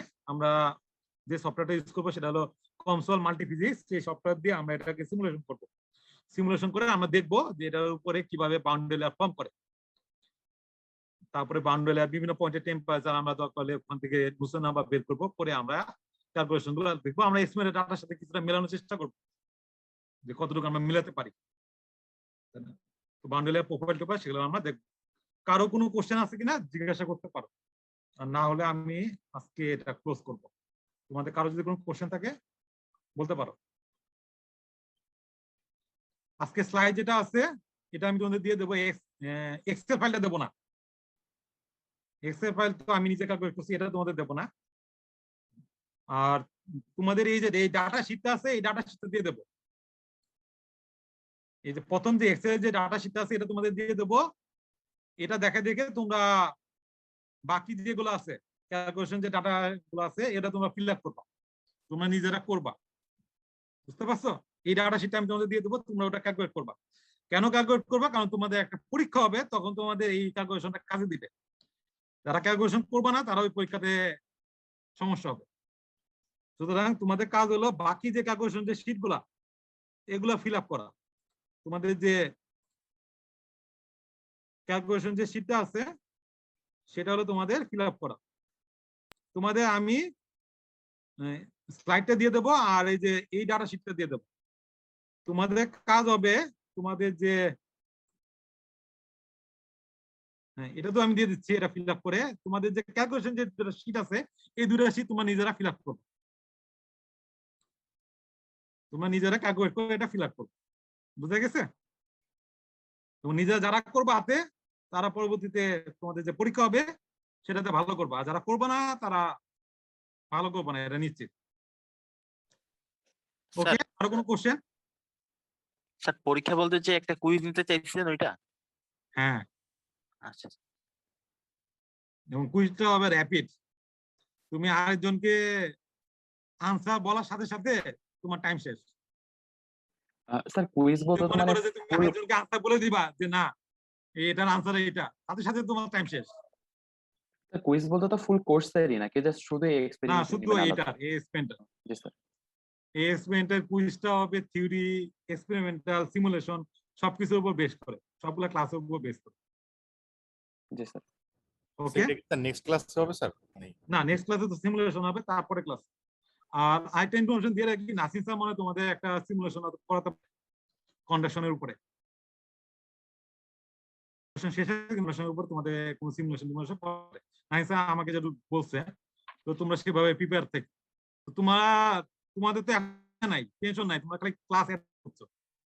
এমন না যে তোমাদের রিপোর্ট এটা মানে দিতে হচ্ছে। তোমাদের কারো কি কোনো ইয়ে আছে নাকি, কোশ্চেন আছে যে না তোমরা এটা ম্যান্ডেটরি, তুমি কি বলে সিমুলেশন যে পার্টটা তুমি করতে পারো নাও করতে পারো, এটা কোনো ম্যান্ডেটরি না। তোমাদের যা শেখার জন্য, তোমাদের ইন্টারেস্টের জন্য, এটা কিন্তু এই কোর্সের না। এই কোর্সে কিন্তু সিমুলেশনটা তোমাদের নাই। তারপরে তোমাদের শেখানোর জন্য একটা ধারণা দেওয়ার জন্য আমরা এখানে সিমুলেশনটা ইনক্লুড করছি, যেহেতু অলরেডি তোমাদের সেশন শেষ হয়ে গেছে, এখনো অনেক সময় আছে। তো তোমাদের ভিজুয়ালাইজেশনের জন্য এটা একটু সুবিধা, যেটা তোমাদের ইনক্লুড করা হয়েছে। নাসিম স্যার তো তোমাদের কন্ডিশনের উপর কিছু সিমুলেশন দেখাতে পারে। ওকে, কারো কোনো কোশ্চেন? স্যার সিমুলেশনের জন্য